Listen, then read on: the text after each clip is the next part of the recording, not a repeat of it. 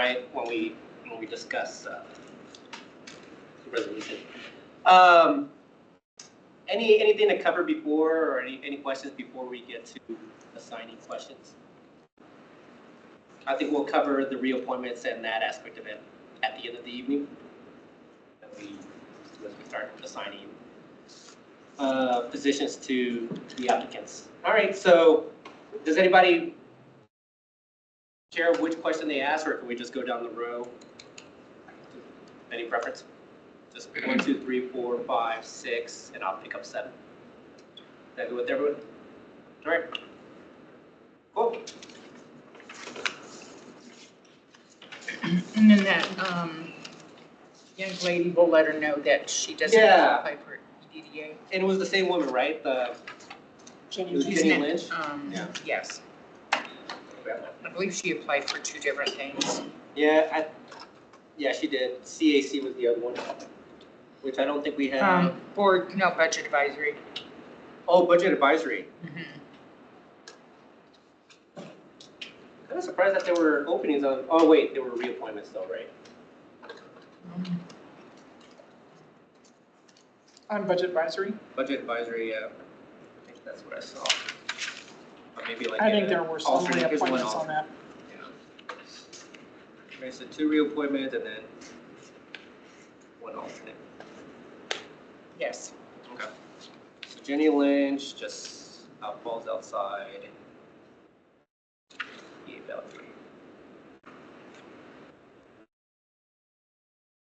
All right. Yeah, it looks like we'll go until last speaker goes at 7:40, and then we'll start discussion at 7:50. Not too long of a night. Depends on how long the discussion goes. Yeah.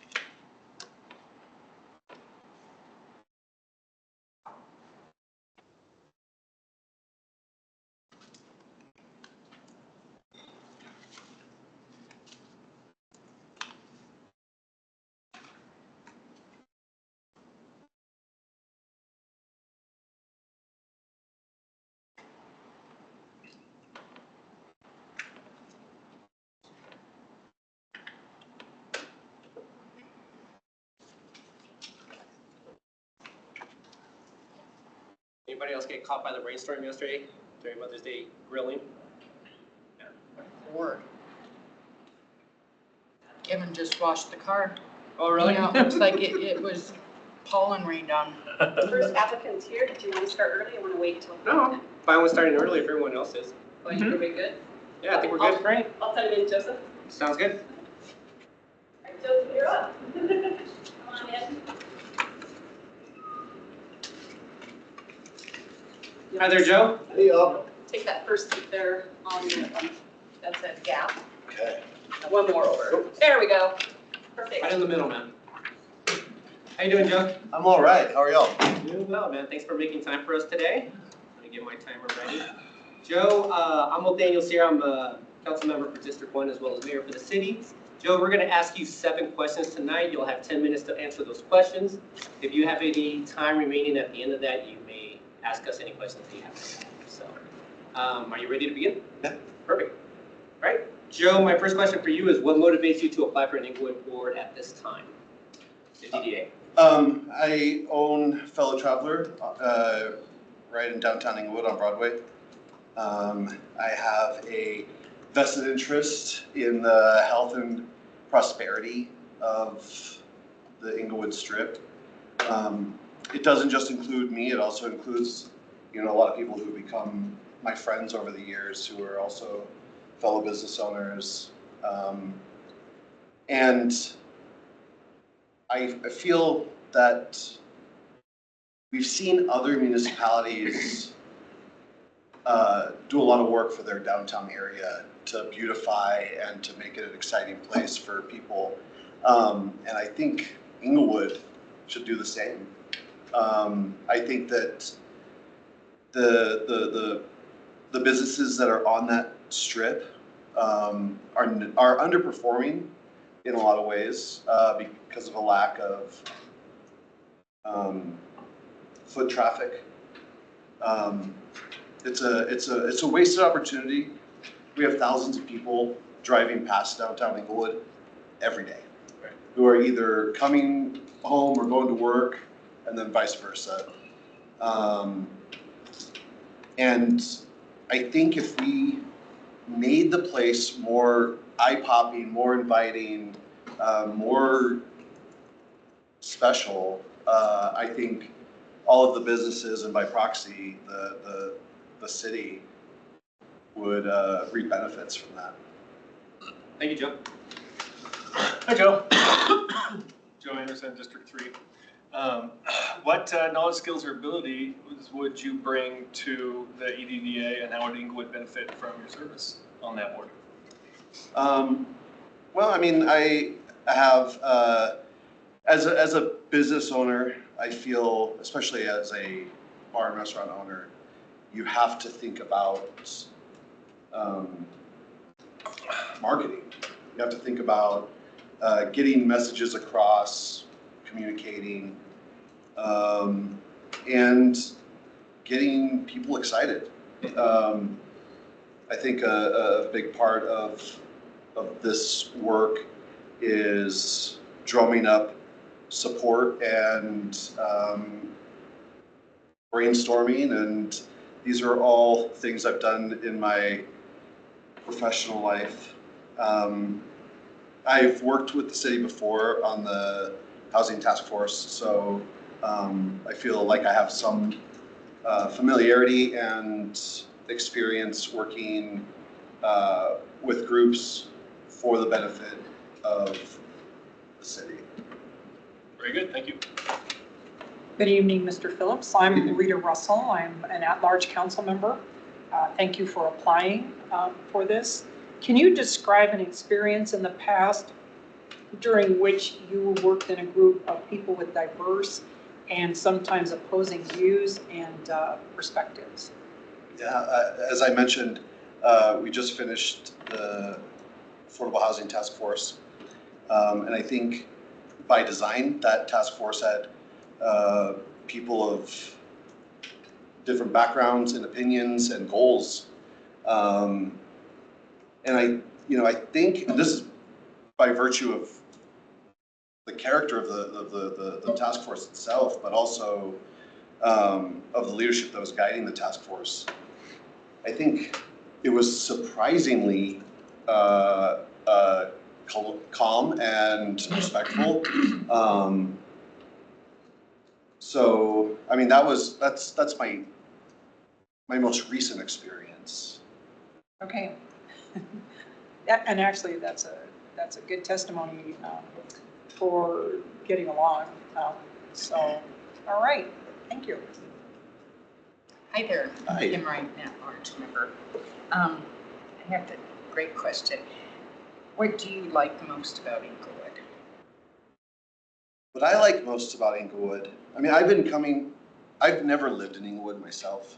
I've tried multiple times and have been outbid over the course of many years on multiple properties here. But I grew up in Aurora and Montbello, and I came to Inglewood quite frequently. I would go to the Army surplus once a month to buy pants and Chuck Taylors.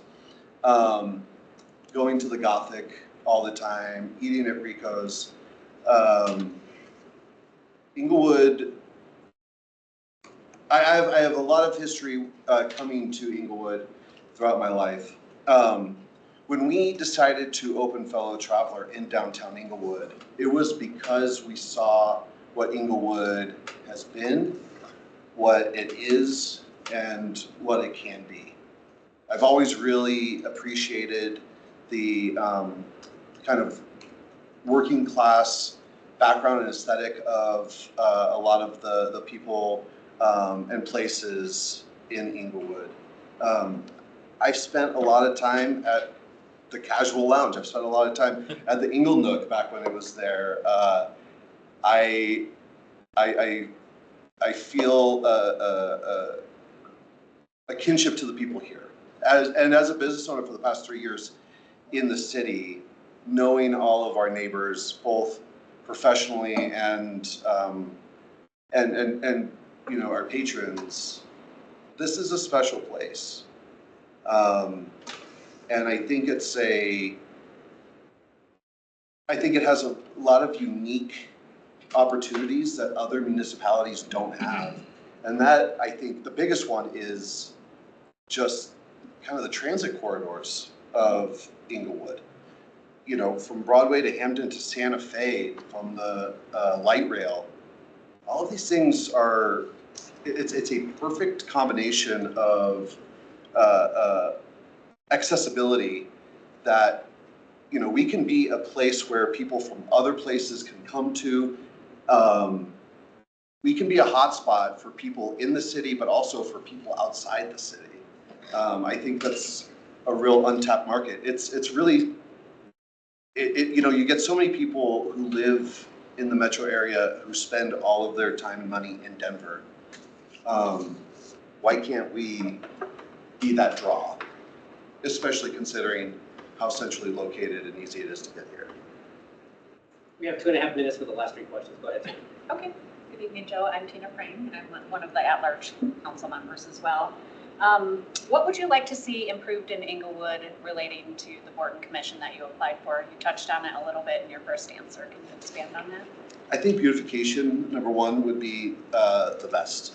I think doing more to highlight downtown Inglewood when you drive in, to immediately know you're someplace else, someplace special.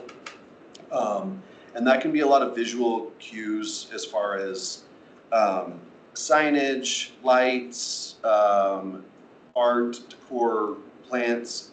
I won't hold back. There is a lot of space around downtown Inglewood that is not that beautiful. And it wouldn't be that hard for us to really stand out in comparison to, blocks of motels and auto dealers. Thank Simple question, are you able to attend the regular meetings of the Downtown Development Authority, which is the 4th Wednesday of the month at 4:30 p.m.? Yes. All right. Joe, last question. We got about a minute. How will your service on this board benefit you as an Inglewood citizen, either personally or professionally? Like I said, I have a business on the Strip, so the health of that business district will, affect me personally. And then also, or I guess professionally, but also personally, like I said, we have a tight community in that downtown area. I want what's best for all of us. I want every one of those storefronts to be, leased out or owned by a top tier banger establishment that will get people excited in the area and outside the area too. Joe, we're basically at time, so with that, we only have one night of interviews tonight, so we'll be deliberating tonight. We'll make a final decision officially next Monday night, and at that point, somebody from the city clerk's office will reach out to you about possible placement. But appreciate you making time for us and your willingness to serve again. Thank you all for your time. Thank you, Joe. Thank you. Thank you.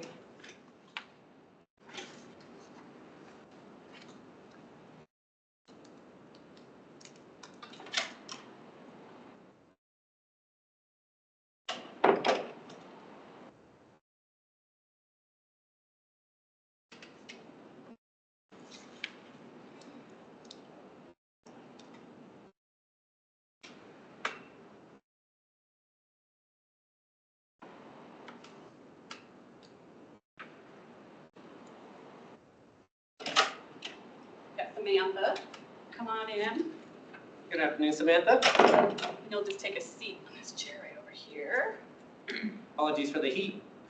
Just a warm room. Spring in Colorado. Samantha, thank you very much for making time for us tonight.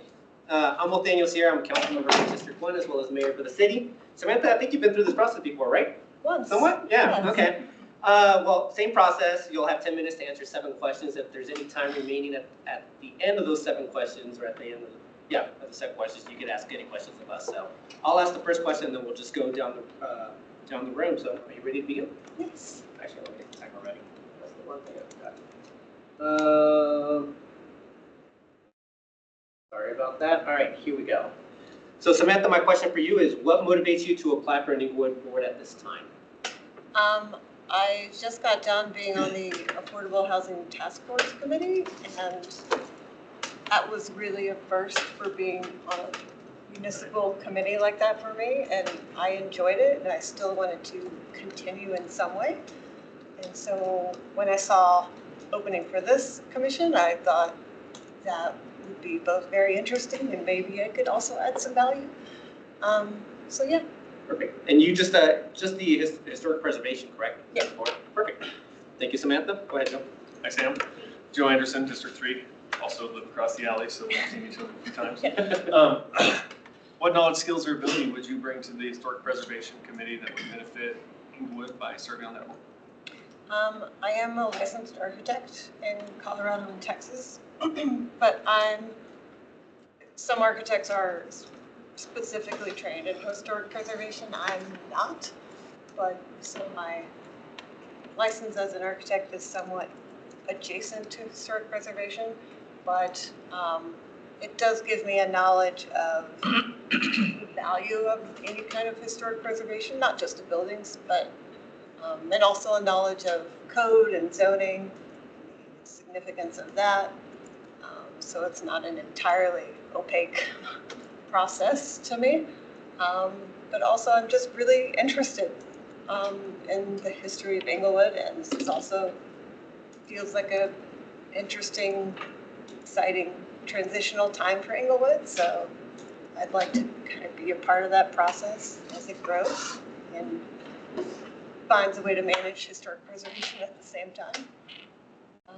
Yeah, and also I now have a little bit of experience being on a commission for a city, so yeah. Good evening, Ms. Hurst. It's nice to have you here, and thank you for your service on the Affordable Housing Task Force. Actually, I'm Rita Russell. I'm an at-large council member. And my question is, can you describe an experience in the past in which you worked in a group of people with diverse and sometimes opposing views and perspectives? I guess the Housing Task Force would be one good example, obviously.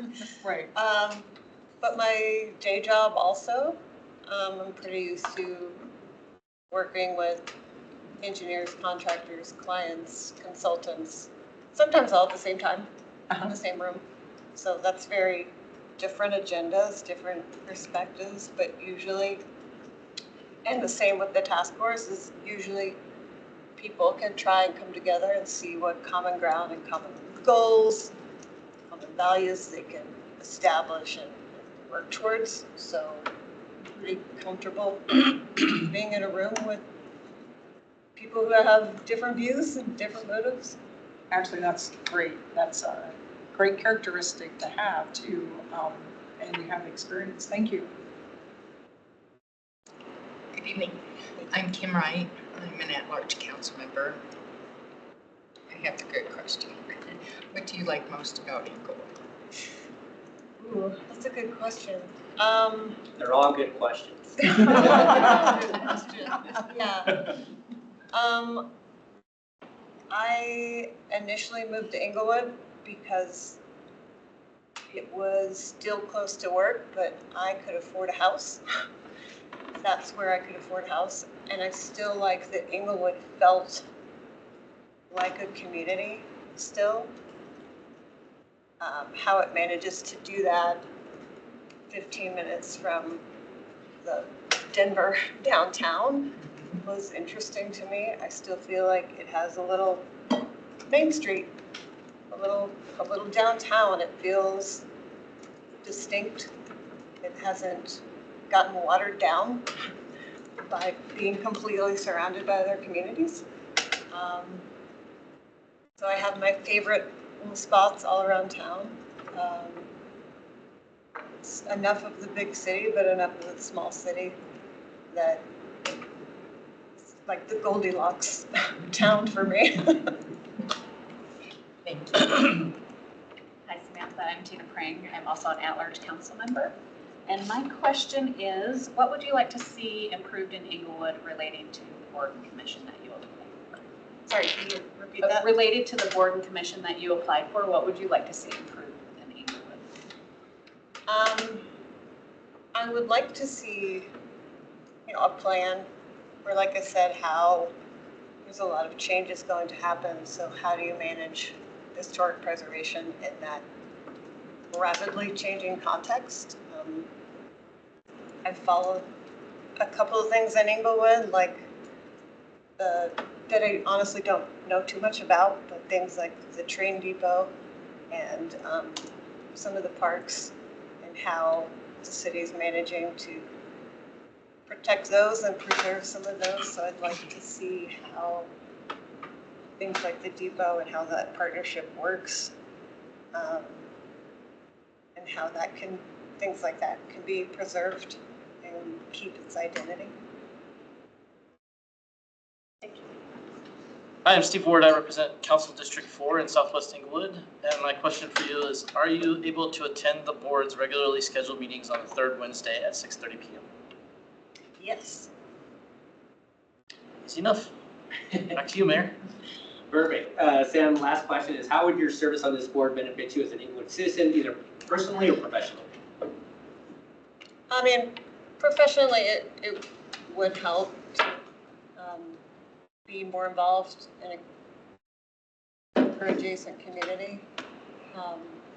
Something that, like I said, is adjacent to my license as an architect, but personally, I also feel like it would let me get to know Inglewood a little bit better, and also helped me explore other ways to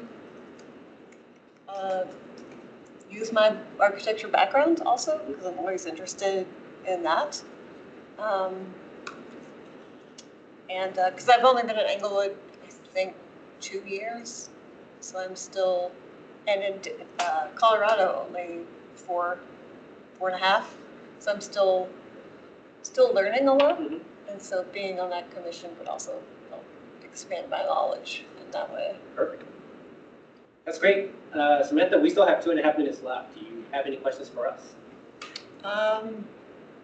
Probably lots about this specific commission, but for 2.5 minutes, I guess, how does the committee, do they meet every every month, or is it only when like specific topics come up? Are they voting on particular things? Or like, do all the applications for a property or building or structure to be designated as a historic site, does that all come through this commission? Is that kind of how that process works? Kim, you're currently. I was. Go ahead. Okay, so they are a quasi judicial, Yes, right. so no council member sits on that board any longer. Okay. So any application would go through them with community development, and they would decide if they qualify to be a historic designated property. And then it would come, once they vote on it, then it would come to council. Okay. And we would vote to say yes. Okay. Historic Preservation has designed a plaque that that property would get, and then we become a CLG. Council has voted where through this, it's a state, and this is all new, where that property could get bigger money to do different things, Yeah. to help. And I don't know if it was, I think affordable housing was done where the properties could get money through the state if they're historic, to help with affordable housing and that type of thing. So it's, Yeah. I don't know who the chair is now. I believe it's Matt Crabtree. Or Cash, one of the two. I'm not sure who it is now. But that's just one aspect of what that commission does, right? So. Yeah, they do a lot. Well, and there's historic preservation, and then you have Inglewood, the historic, where it's, they're two different groups. Two different groups. But they work in tandem quite a bit. Okay, So, because that you was- have the museum on the second floor, Yeah. that's a separate group, historic Inglewood, I believe it is. Historic Englewood. Yeah. But a lot of the people work hand in hand together. That was like the second part of my question. Right. Because I knew that existed, so I wasn't sure the relationship. Yeah. Well, Samantha, we are at time, so thank you very much for coming tonight. We're going to deliberate tonight after all the interviews. We'll have one night of this. We'll make a final decision next Monday night. At that point, somebody from the city clerk's office will reach out to you about possible placement. So really appreciate that you had a great experience with your first commission and you wanted to reapply, so thank you very much. Yeah, thank you all so much. Thanks so much, Samantha. Samantha, Thank have a you. great evening.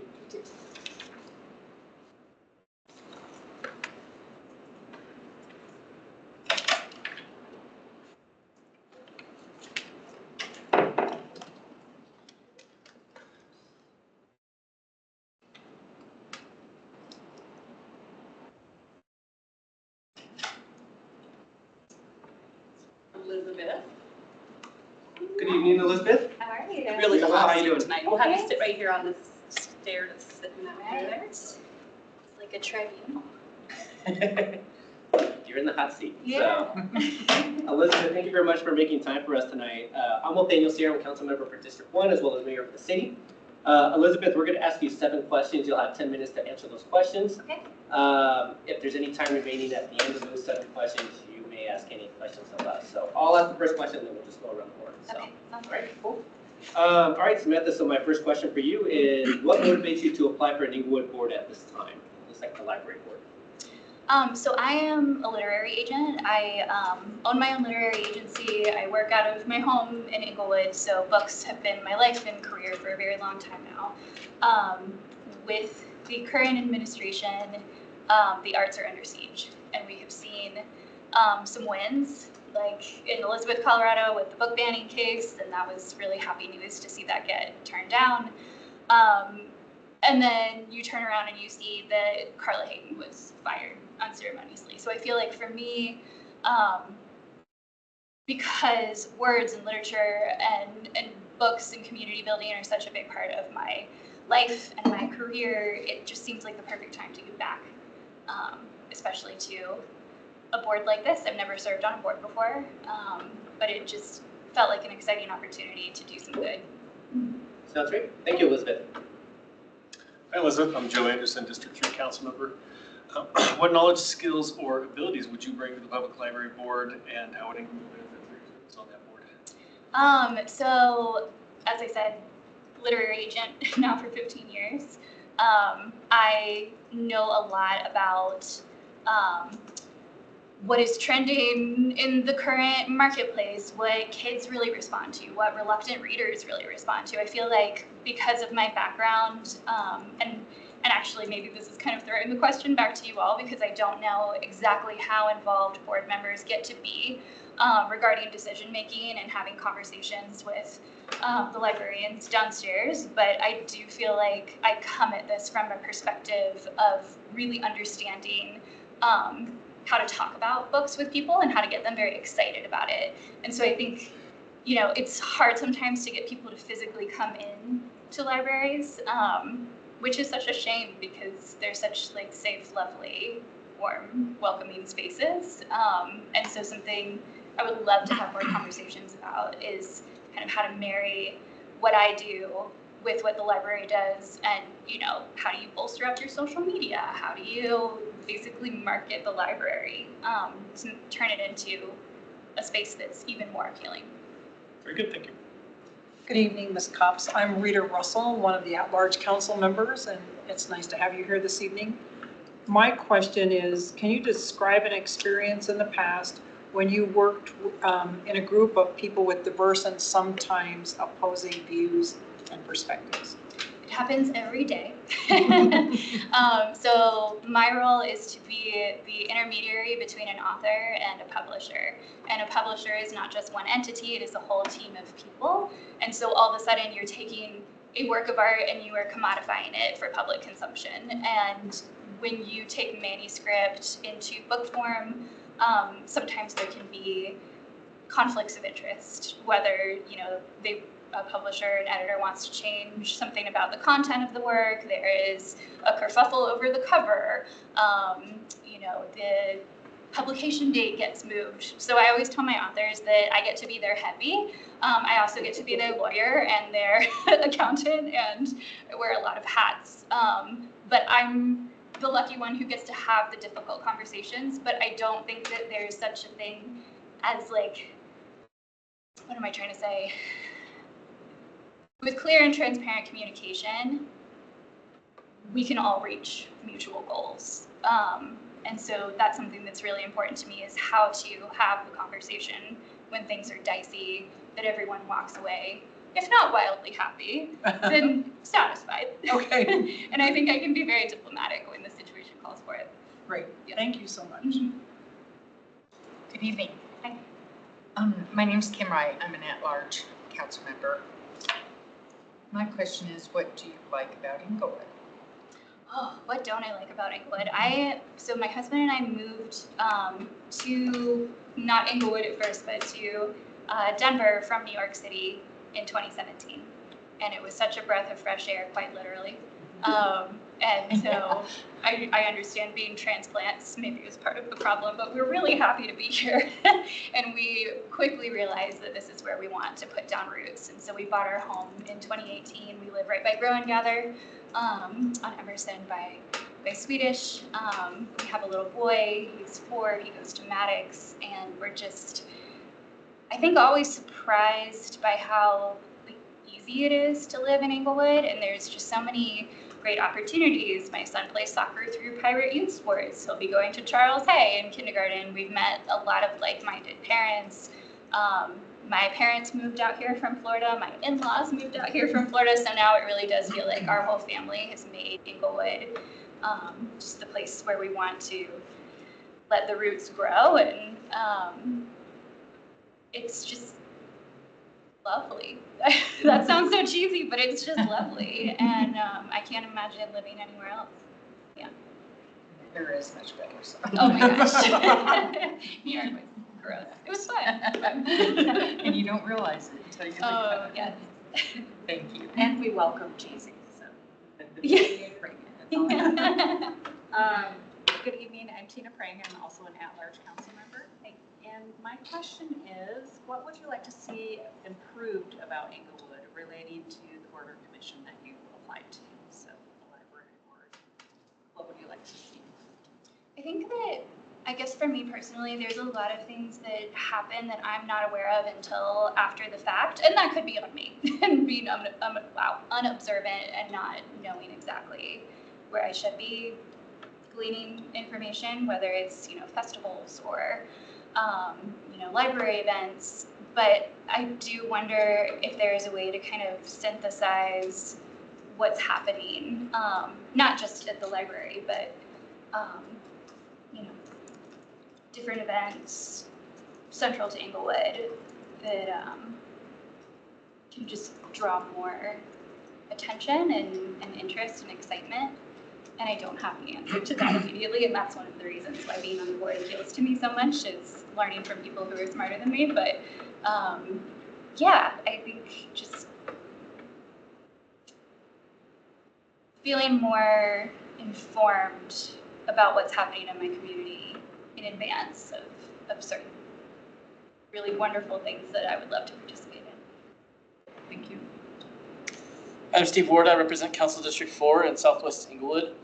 And my question for you is, are you able to attend the board's meetings on the second Thursday of each month at 6 p.m.? Yes, I am. Yeah. My husband's already committed. My son won't be left home alone. All right. Elizabeth, I have the last question. So how will your service on this board benefit you as an Inglewood citizen, either personally or professionally?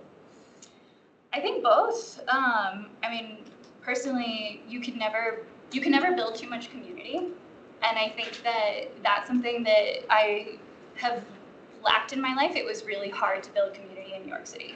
That was just not, I mean, we had some great friends, but I didn't really feel like I was part of that ecosystem, and I didn't know how. And then the past few years between COVID, newborn, new business, I just haven't felt like I have the bandwidth.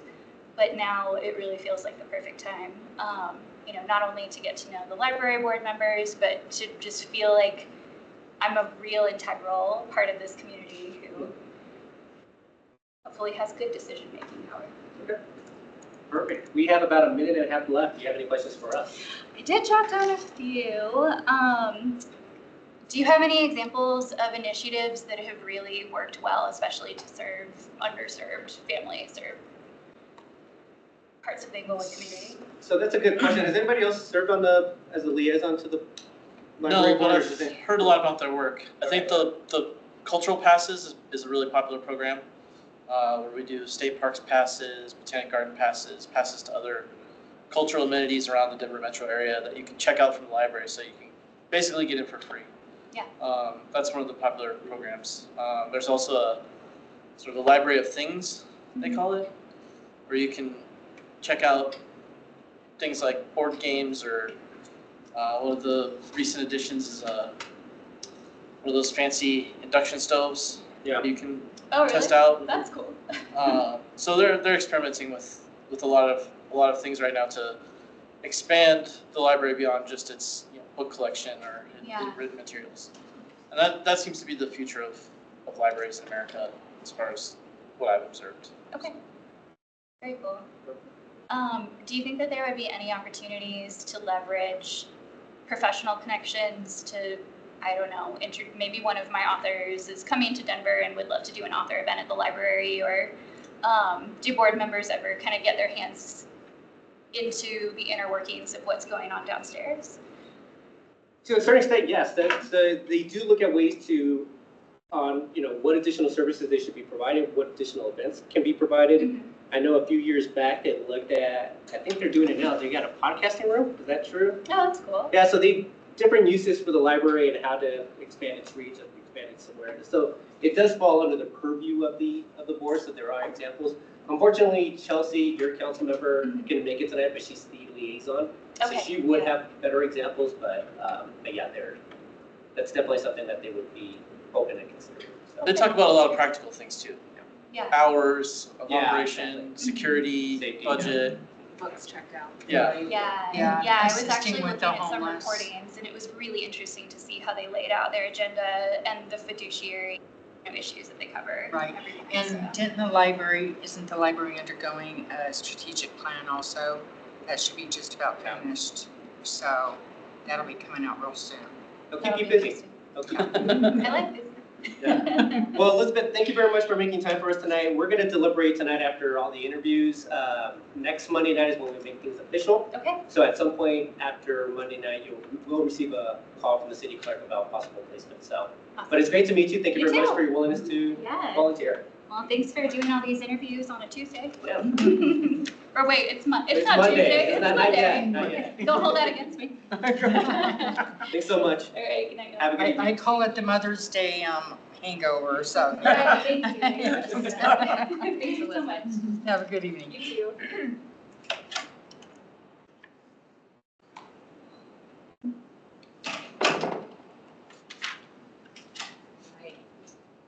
There's my walking here, I'm sorry, guys. It's Thomas. Good evening, Thomas. Good evening. Seat right here, it's pulled out right there. Awesome, thank you. Thomas, how you doing? I'm well, good evening.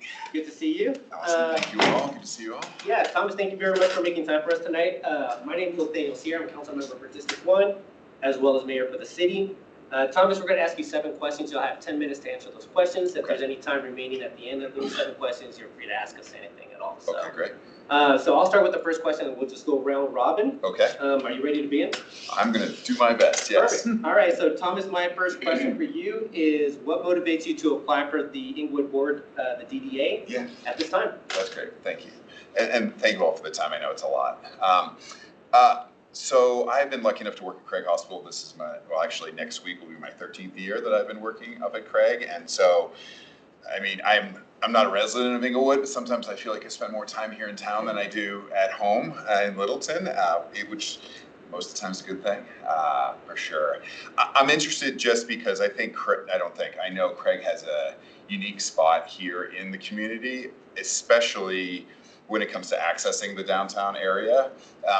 Obviously, we have patients, for those who don't know, Craig's a rehabilitation hospital for brain and spinal cord injury, and we get 50% of our patients come from here in the state, and 50% come from all over the country and other places. So, I mean, Craig's kind of an interesting ambassador for Inglewood, for folks who, again, live and know about it. We've had patients who come from right down the street, as far away as you can possibly get from here. And I'm interested because it's been really fun in my 13 years to see the unbelievable change that's happened in Inglewood as a whole, and especially in the downtown area. And while not complete, and probably never will be, it's in the development's ongoing process, it's been fun to see, and then to see it through the eyes of our patients through an accessibility lens. The parts that are good, the parts that could be better, because that is also the world that our patients and everyone is going to return to. Nothing's perfect at all, and nor should it be, but to see the city invest in it in a very measured way, the design guidelines, things like that, has been really motivating for me. And yeah, I asked to be a part of it. So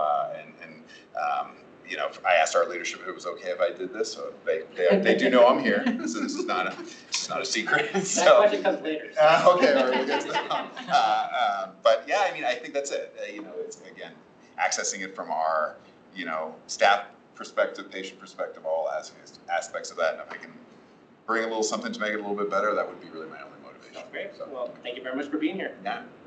Good evening, Mr. Carr. I'm Joe Anderson, District 3 Council. Nice to meet you. What knowledge, skills, or abilities would you bring to the DDA, and how would Inglewood benefit by your service? Yeah, thank you.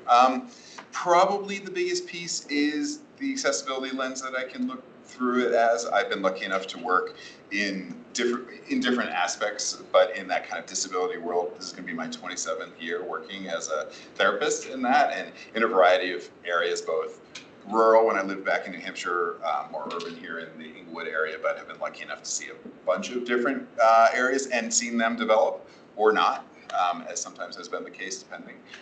So I think that's the biggest piece I bring, is just that accessibility lens and a practical standpoint for what it really means for people who live with, especially mobility impairments, but I think that speaks to a lot of different accessibility pieces. That's probably the biggest skill I bring, yeah.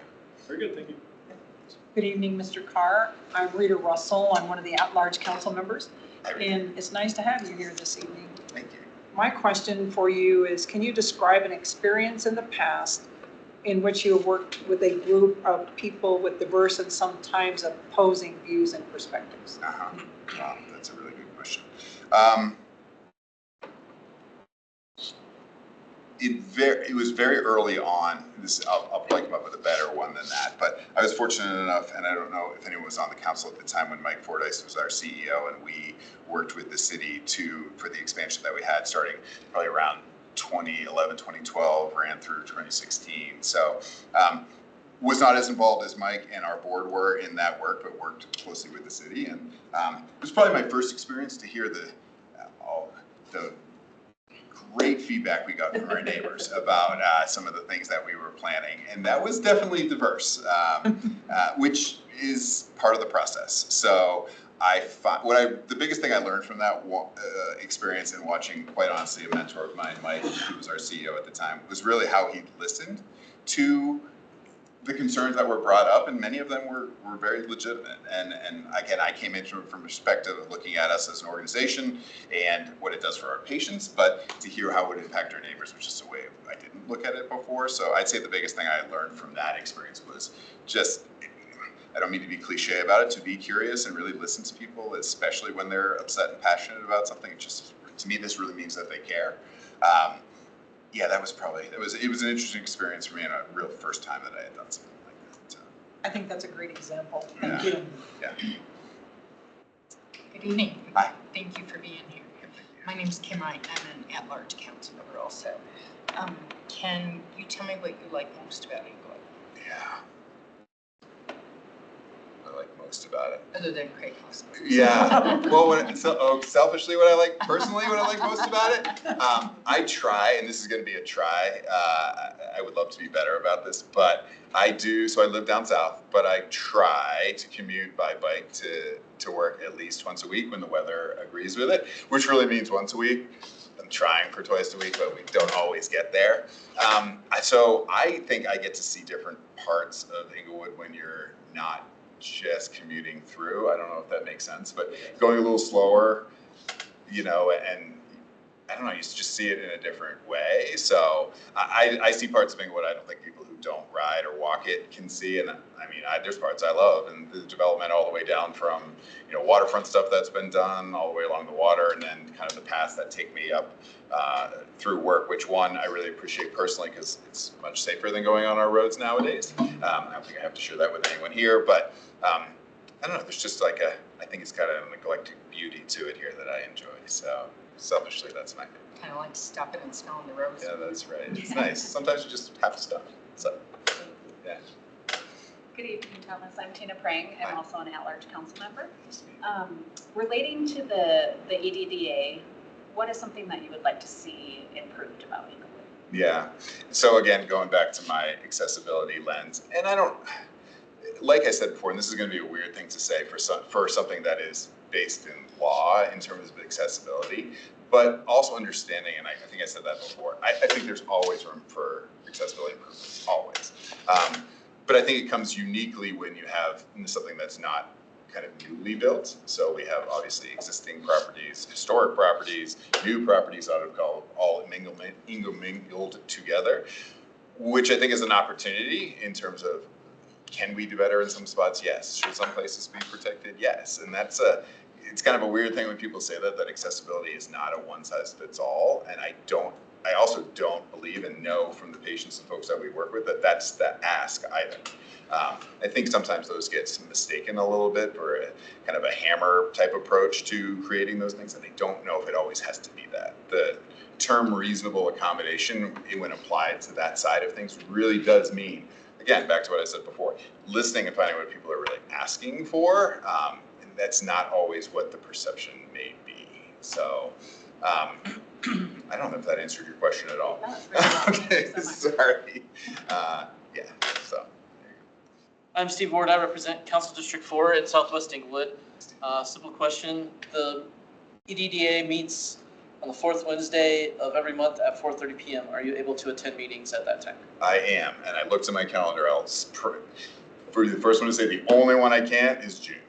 So I did look, and long-standing 20-year family vacation back east. So I was like, if you want to tell my mom that, go ahead. But I am not going to tell her that. Actually, she doesn't care if I go at all, as long as the grandkids make it. It's actually, Somebody's gonna ask. Yeah, for that's it. right. Yeah, so, Actually, maybe that's totally fine. So now that I think about it. Yes, but that's a great time. Yeah. Thomas, last question is, we've got about a minute and a half left. How will your service on this board benefit you as an Inglewood, or either personally or professionally? I don't know. I don't know if it'll benefit me too much personally. Professionally, I like to learn. So there is still, while I do have that accessibility lens, I can learn a lot from the development side. And again, like I said before, I am eager to actually hear some of the other perspectives, especially the business side, knowing that Craig is a large employer in town, but that there are obviously many others of a variety of sizes. It's just an area I don't have much experience. So I think, personally, I look forward to learning different aspects that I'm not familiar with. Perfect. We have about 50 seconds left. Any questions for us? No, not really. Maybe for anyone who wants to answer it, just briefly, what would be a good person or someone that you're looking for the board, something that would be helpful? I think I could answer that just since I am the liaison to the DDA. And you probably know Diane Reinhardt, or what was the last name? Reinhardt, yeah. Reinhardt, yeah. So obviously she sat on the board for a few years before retiring, but just the optics or how the lens that she was able to see everything in. So she did come in with a perspective from Craig on how the betterment, complete streets, or whatever it was that we were discussing, how that would impact, obviously, the people that you serve within Craig Hospital. Correct. So I think that that's something major that I am looking for, at least for that district, or at least for that that area. Sure. So that's one aspect, but also just bringing your point of view for the area overall, because it's not just a wellness district, but also South Broadway, the city center. So for me, it's just bringing your perspective, and because we don't have that perspective of Craig or Swedish or any of the owner or the property owners that are there. So. Sounds good. All right, so we are at time, Tom. Sorry, no worries. It's warm in this room, but basically, so we have a night of interviews. At the end of the night, we'll deliberate, but we'll make final decisions on Monday night next week. Right. At that point, somebody from the city clerk's office will reach out to you about possible placement. So I appreciate you making time for us today. Thank you very much for your willingness to serve as well. Awesome. Thank you. Tom, thank you so much. Thank you all. I appreciate it. Thank you. Have a great night. You bet.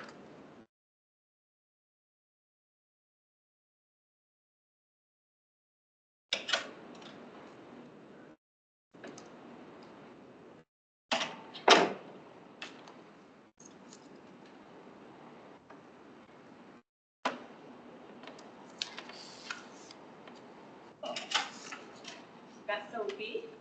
Good evening, Sophie. You can have a seat, your little chairs pulled out there. All right. Hello, Sophie. Thanks for making time for us again. Of course. You've done this before, right? I have. I recognize your name. All right, Yeah. perfect. So Sophie, thank you very much for making time. I'm Othaniel Sierra, I'm council member for District 1 as well as mayor for the city. Sophie, we're going to be asking you 7 questions. You have 10 minutes to answer those questions. If there's any time remaining, you may ask any questions of us. So I'm going to ask the first question, and then we're just going to go around the room. Okay. So are you ready to begin? Sure. Perfect. All right, Sophie, so my first question for you is, what motivates you to apply for an Inglewood board at this time? It looks like it's Inglewood Housing Authority? Is that right? Correct, yes. I served in my first board commission. I was on the Affordable Housing Task Force last year. And I got involved with that just out of a desire to, passion for housing and equity and just, interest in city operations and wanting to get more involved. And that was such a phenomenal experience. Like, the city staff was so accommodating. I learned so much. And I became even more interested in housing specifically, and we got so much context from local leaders and local housing experts that I feel like I learned a lot, and I think it would be wonderful to continue in that direction, and the Housing Authority, offers that possibility. I think it's an exciting mission, and I'm very interested. Sounds great. Thank you, Sophie. Good evening, Ms. King. I'm Joe Anderson, District 3 council member. What knowledge, skills, or abilities would you bring to the Housing Authority that would benefit Inglewood by serving on that board?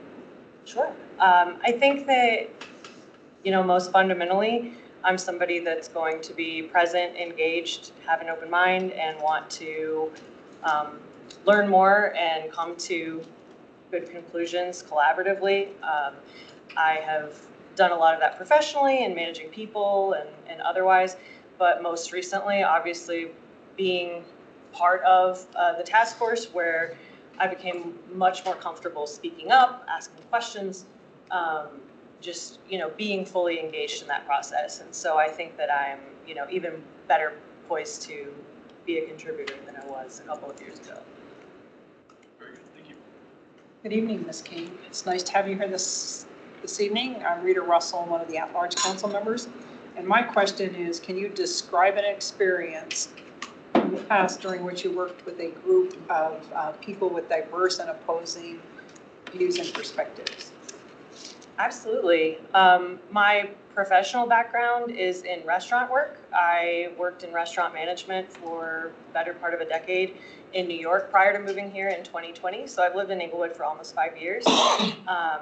And I was working with a very diverse group of people, a diverse group of guests, mediating and being communicative and, trying to be proactive about problems. So I did a lot of that professionally, and then, like I said, kind of expanded my skill set personally and civically, I guess, by being part of the Housing Task Force, where there was definitely a lot of different perspectives and debate and kind of back and forth about what the priority should be and, how we should get there together. So I think that has been a continuation of kind of my professional background.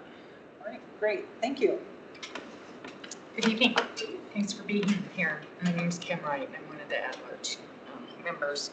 My question is, what do you like most about Inglewood? I love just walking around it. I think it's a very welcoming place. It is warm. Our neighbors are kind. And there's just a lot of diversity, in my neighborhood. I live just up the street.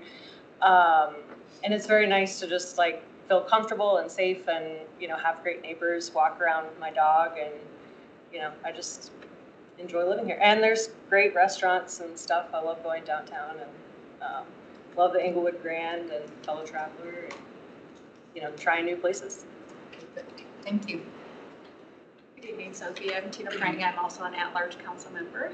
I really appreciated you sharing that one of the task force experiences allowed you to kind of find your voice more. So a lot of times we don't speak out loud some of those what we view as weaknesses, and I really appreciate that about you. My question for you this evening is related to the Inglewood Housing Authority. What would you like to see improved about Inglewood or in Inglewood? I mean, I think most generally, advancing the mission of the Housing Authority of having good operations and services that help, lower income people find housing here is something that a goal I want to further and be part of. I have been renting in Inglewood the whole time that I've lived here, and I understand, I'm a little closer to, I guess, some of the challenges of rent increases and the things that can come up that are really difficult for people. And I think that just being someone contributing to, present for, and hopefully furthering that mission is what I'd like to do. Thank you. I'm Steve Ward. I represent Council District 4 in Southwest Inglewood. And my question for you is a simple one. The Housing Authority meets on the first Wednesday of each month at 4 p.m. Are you able to attend meetings at that time? Yes.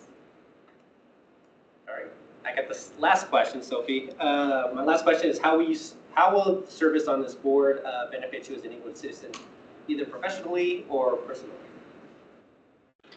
Personally, I said, I really, the Housing Task Force was very eye-opening as far as local housing policy and how much that affects people's lives and how complex it is, and that it's spans across, public, private, nonprofit. There's just so many stakeholders to consider, and so I think local housing policy is something that I'm just generally interested in, and I would be personally benefited by learning more about and continuing to serve in this role and continuing to expand my background in that topic. Okay, perfect. Well, Sophie, we have plenty of time. We got 3.5 minutes left. Do you have any questions for us? Sorry, I burned through really fast. I always go fast.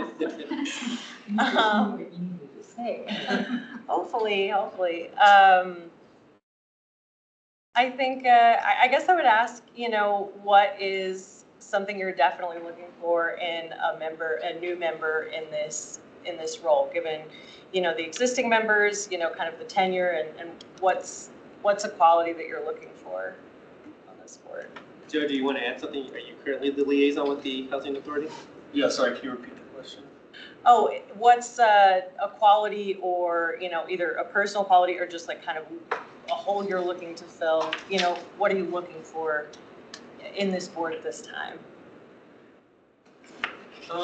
Let's see, I know we have people on the board with real estate experience and accounting experience, so those slots are kind of filled. I think where you might fit in is just your broader experience with affordable housing, having sat on the task force and your experience, your personal experiences as well. I think that's something that could be a benefit to the board.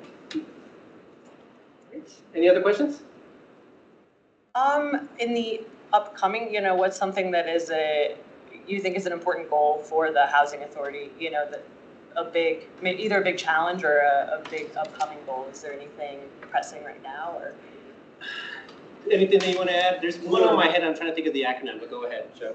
Well, with the Housing Authority right now, the Housing Authority is largely funded by HUD, and there are a lot of financial restrictions with that money, and the money is always questionable, and current administration isn't as favorable towards those funds as well. So one thing that the board is doing is repositioning a lot of its assets so that it can hopefully be more of a kind of have its own funding sources and its own investments rather than just being totally dependent on HUD. So I think that's a big transition point for them right now. That's interesting. I was wondering about that specifically. Awesome. Well, thank you so much. Yeah, thank you so much. So, Sophie, I have one example, but I can't think of what the acronym is, but there is like funding.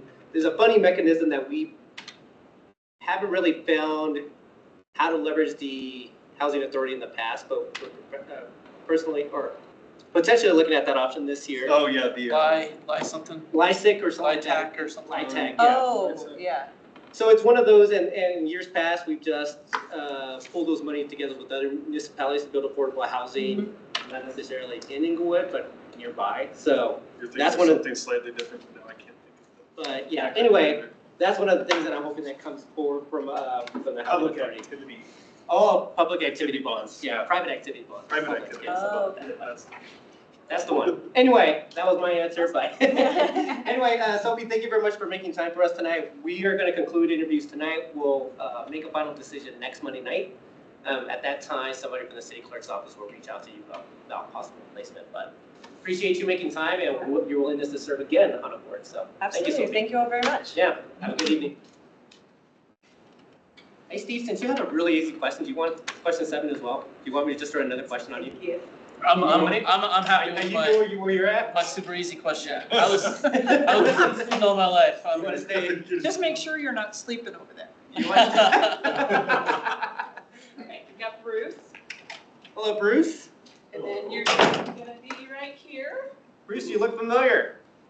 I recognize you've been coming to the sustainability meetings. Yes. All right, perfect. Yes. Well, good evening. And I have to really confess, the last meeting is when I finally found out who you were.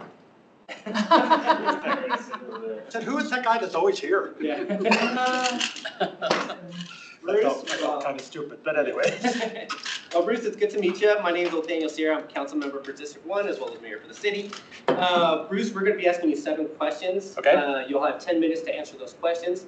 If there is time remaining, then you can ask any questions of us. So Okay. I'm going to ask the first question and the 7th question, but we're going to just go around the room. Okay. Are you ready to begin? Sure. Perfect.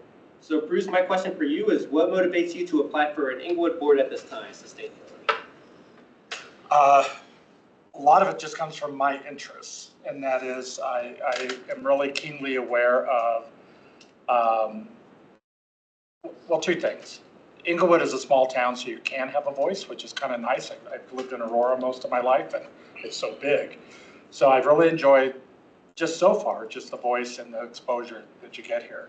But I'm also really, in my own interests, really have to do a lot with environmental issues, looking at changes that are coming upon us, being aware of how we can serve people in a way that makes Inglewood a good place to live as changes are going on, and influencing things like, or at least hopefully influencing and having a say in things like what makes the city comfortable, what makes it welcoming, a lot of those things that I think are kind of part of sustainability.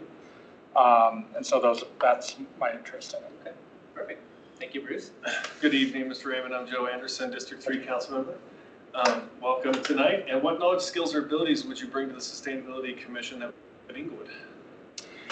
On a personal level, as far as kind of environmental things, I've done a lot of work myself personally in making a clean running home, doing a lot of xeriscaping and getting water use low. So I have kind of those skills that I can bring to help other people, which benefits the city in the long run.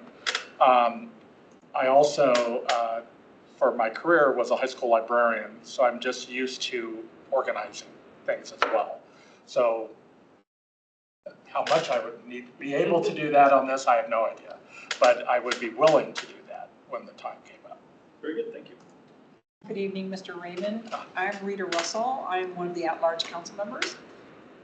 And my question for you is, can you describe an experience in the past when you have worked in a group of people with diverse and sometimes opposing views and perspectives?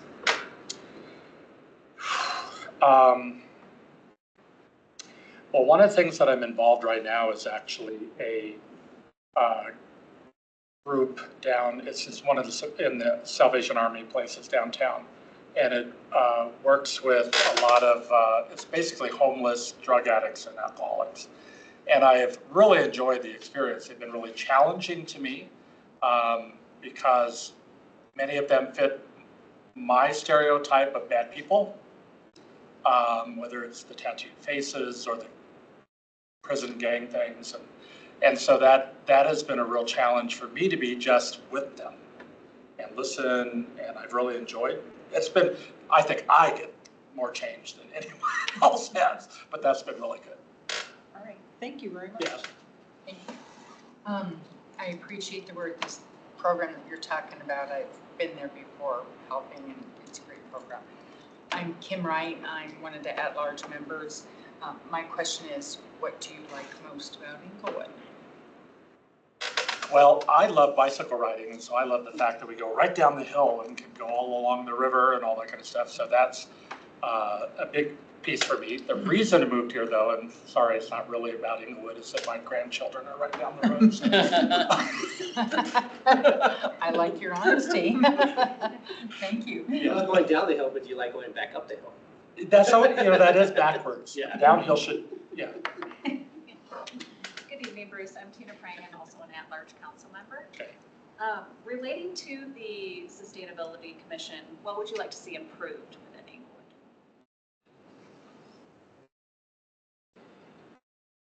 I would like to see improved access.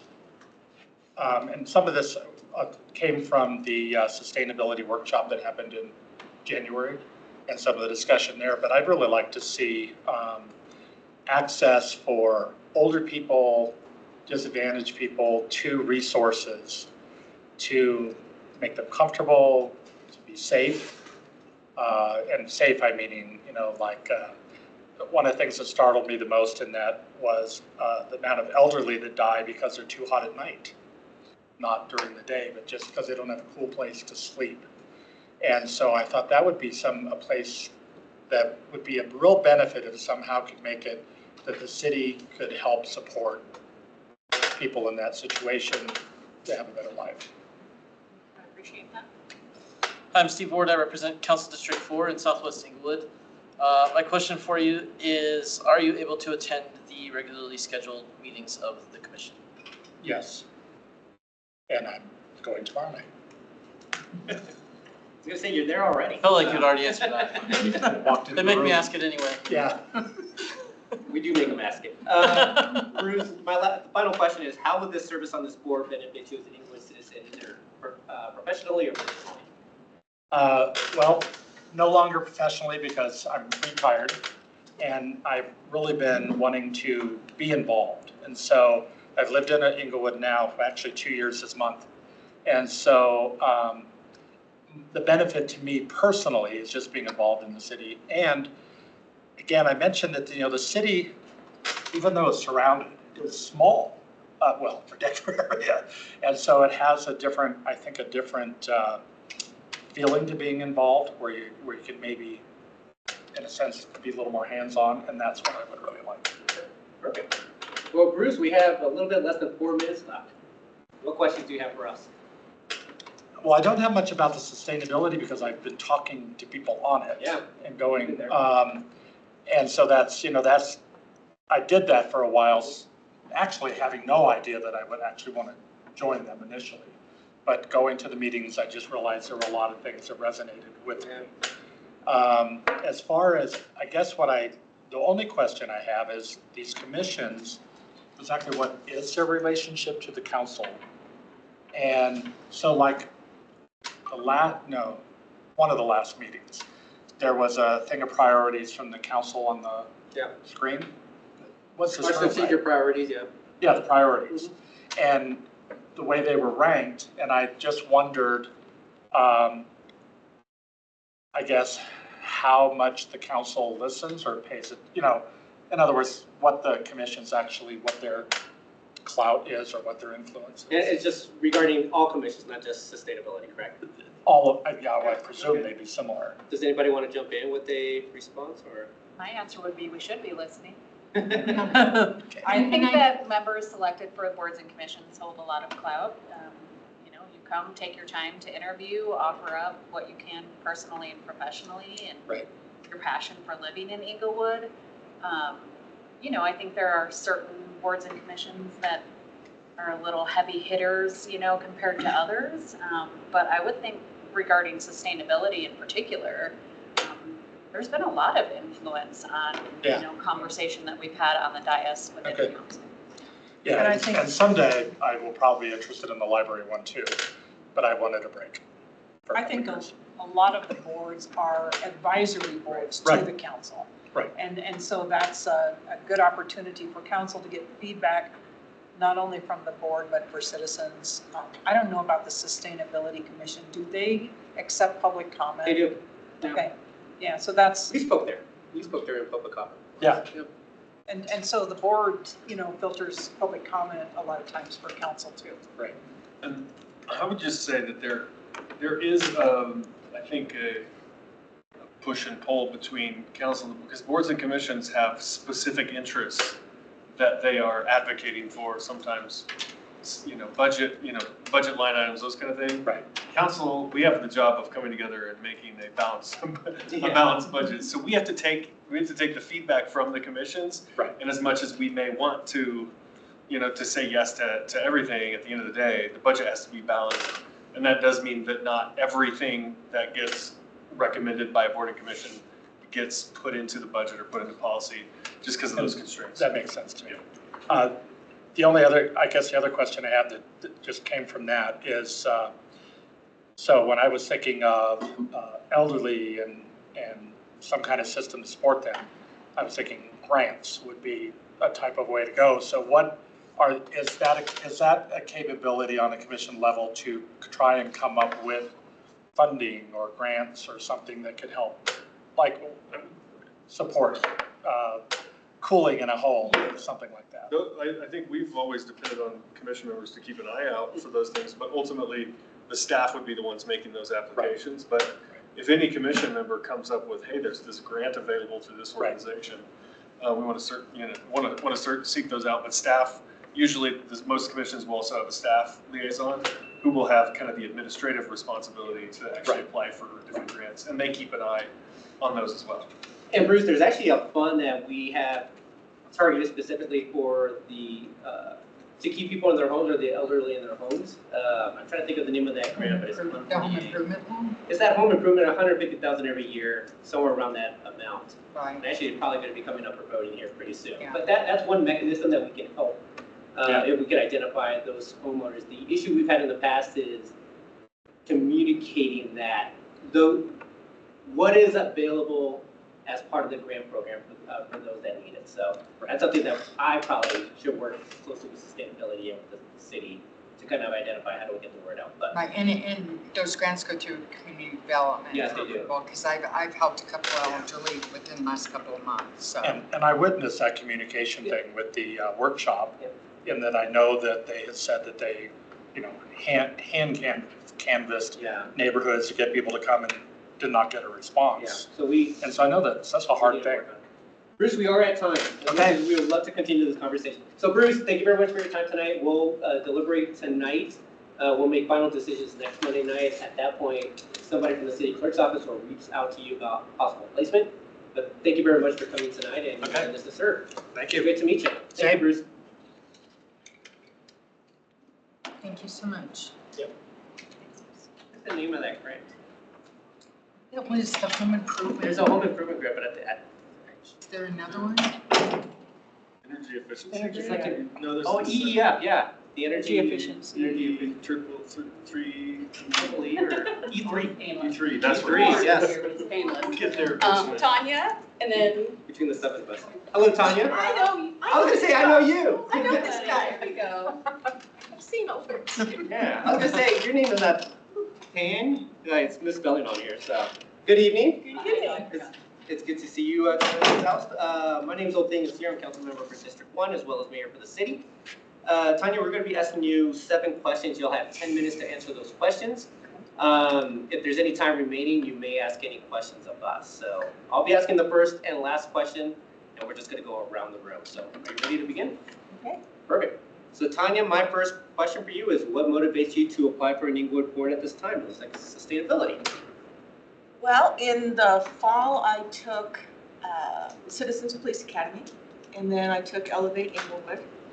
I've lived here 24 years. I don't know why it's taken me so long, but I'm so impressed with both of those programs and what's going on in the city, and it inspired me to want to get involved in my community, and sustainability is something that's very close to my heart. Sounds great. Perfect. Well, thank you so much. Good evening, Ms. Faust. I'm Joe Anderson, District 3 Council Member. Good to see you tonight. What knowledge, skills, or abilities would you bring to the Sustainability Commission that would benefit Inglewood?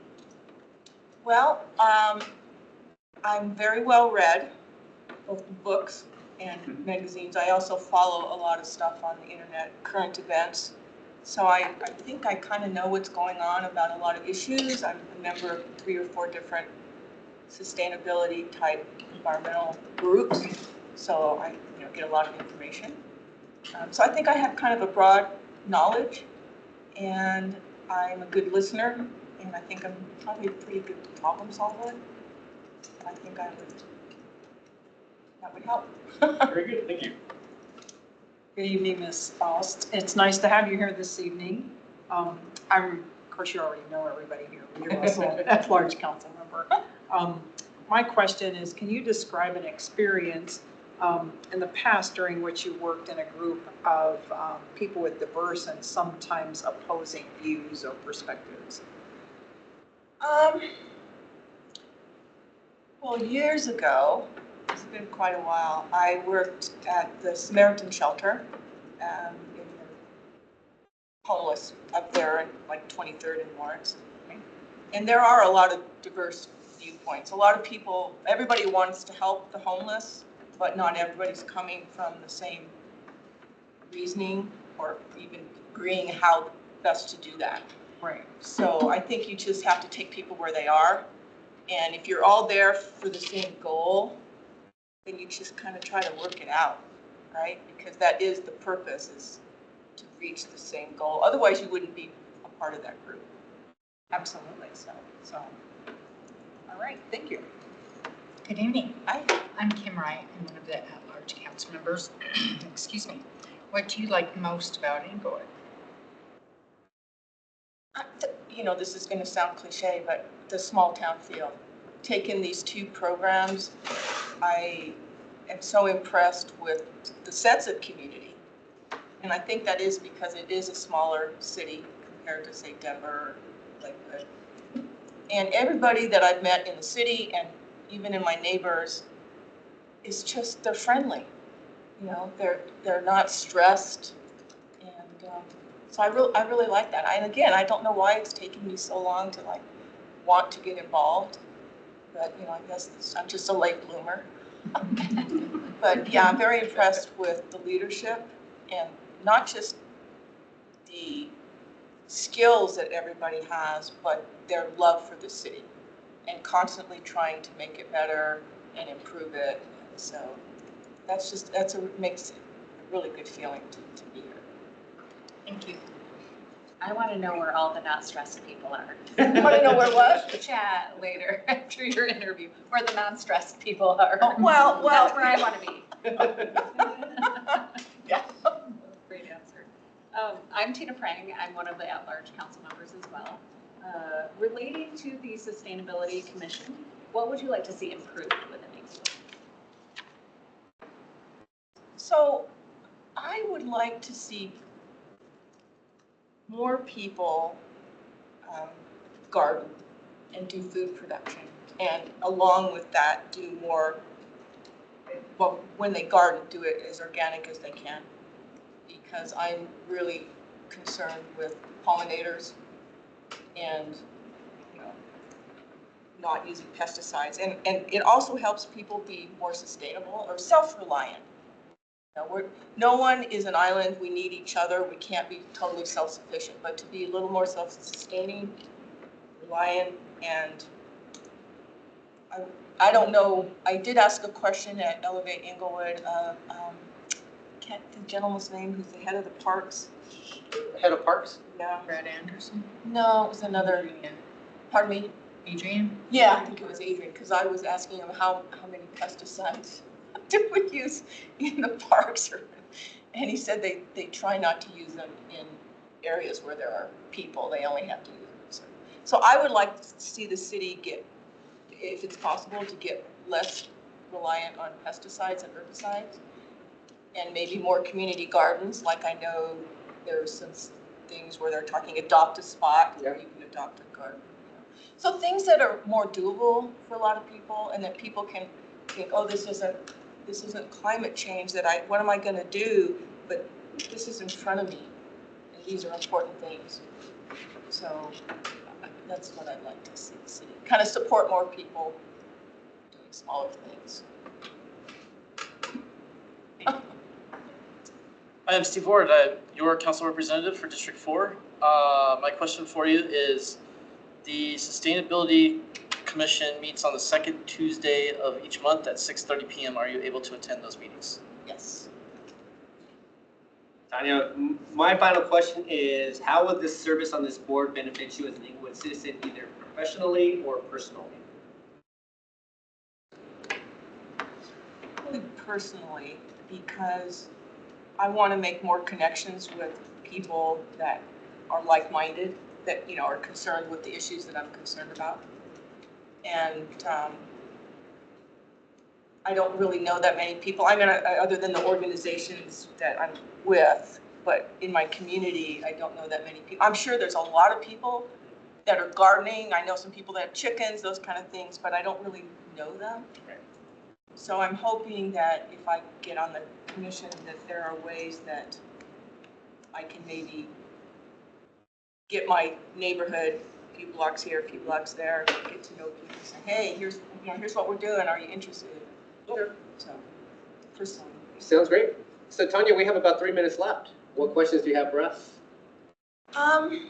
So I just wanted to, so the Sustainability Commission, or any commission, how do they work? They come up with ideas, or they see a problem and then they present it to the council, like solutions, or what exactly is it? It's an advisory type thing, right? For the most part, yeah, that's they'll come up with ideas that they feel can benefit the community. Some of them are based off our strategic plan, and then they'll work from there. So obviously we update our strategic plan every year, and they can come up with ideas based off of that. Some people just happen to have ideas that, hey, we should look to make this accessible for more people, kind of like how you mentioned. Like they've been talking about doing like a seed library, kind of like similar to like the borrow a book library kind of thing. Right. So they've been thinking about kind of expanding that or just coming up with different ideas for that aspect. Trying to think of what else, but yeah, just how they've been kind of working with staff on better ways to, or testing out different ways to be more sustainable or more organically, how to use more organic or products in some of our flower beds or something like that. So they've been testing different things like that as ideas. So sometimes it's like low level like that, but I'm trying to think of what else. But yeah, they'll plan events around the Inglewood Block Party, the many events that we happen to have in terms of just educating people on some of the things that they should be doing that they may not be considering. So yeah, just. Do they have a budget, or like if they wanted to say, have a speaker come in on a particular issue? Or do they do their own fundraising, or? So no, so they don't have a budget. They have had speakers come in and kind of educate us on, you know, whether it's state laws or just, what was the last speaker that came in last month? What was she speaking of? But basically one of the board members came across her at a like a work event, and she knew something about a very specific area that she just volunteered to use her time to come in and just educate us. So it was around energy efficiency. That's what it was around. What are those things called? Not furnaces or whatever, but you put them outside the homes and bring in cold air and heat pumps. Like heat pumps. So they came and just educated us about that and how you can get contractors and that type of thing. So, yeah. So it's basically any area that they feel that you get better educated on, they kind of just come up with that on their own. Tanya, we're just about at time. So Tanya, we got a few more interviews tonight. We're going to be deliberating tonight. We'll be making a final decision next Monday night. At that point, somebody from the city clerk's office will reach out to you about possible placement. Tanya, it's great for you, or thank you very much for making it out tonight. It's good to see you again. All right, thank you. All right, have a great evening. Thank you. Thanks. I think we have 2 more until the break. Yeah.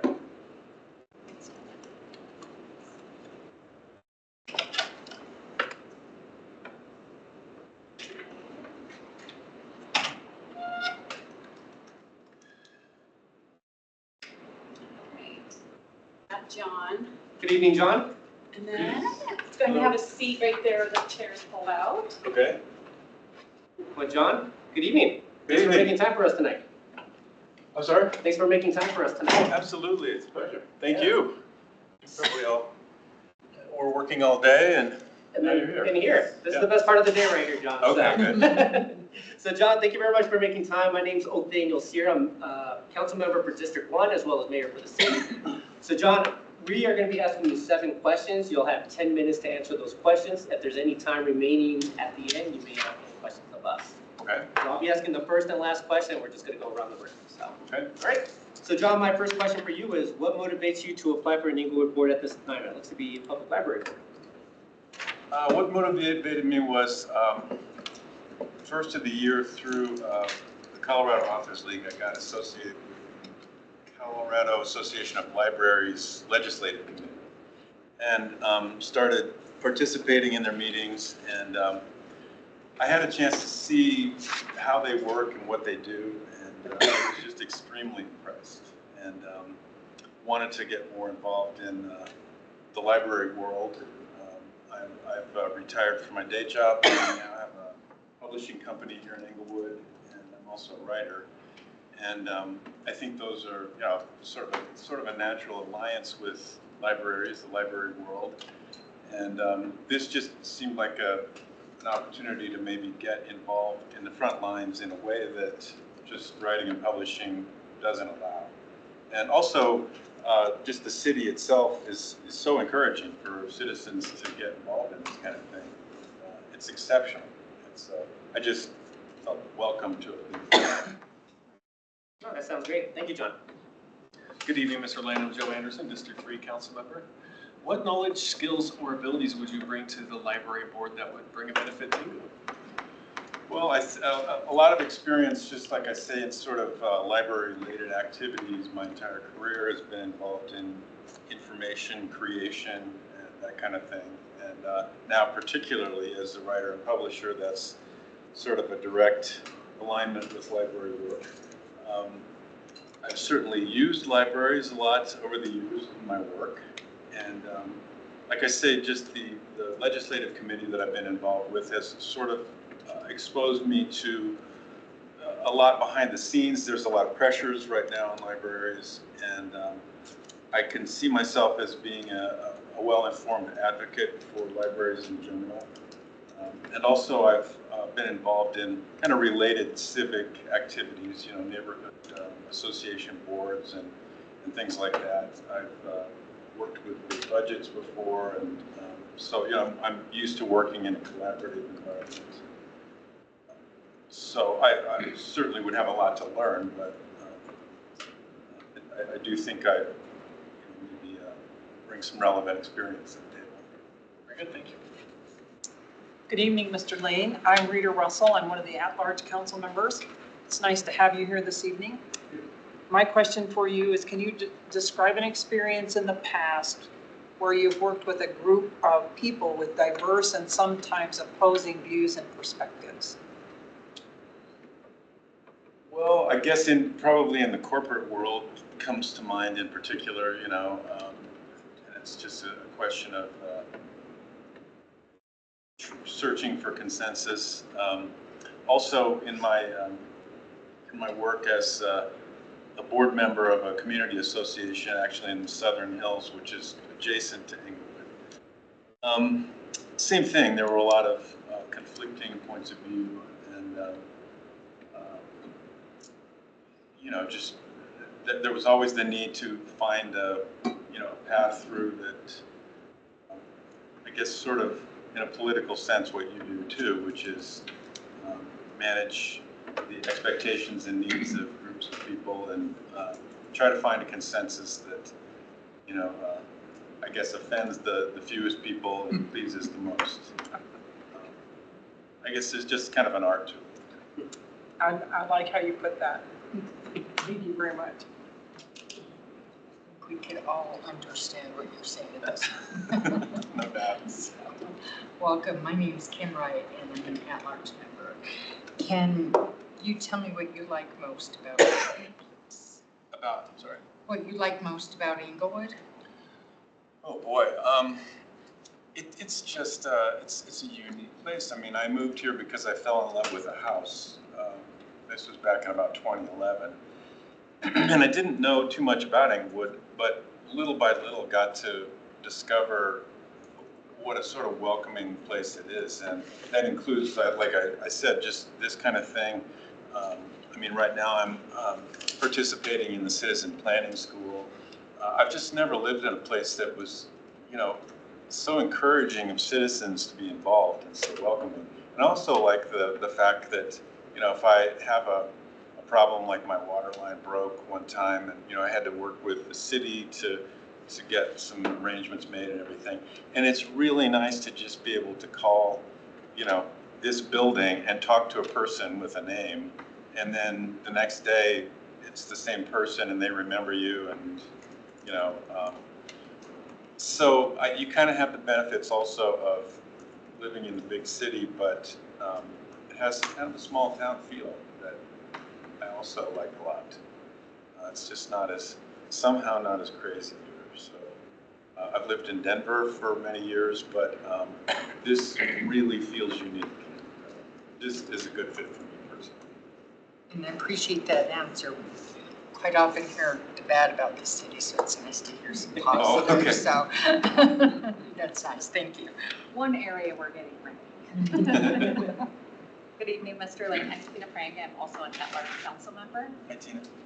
Related to the library board that you've applied to, what would you like to see improved about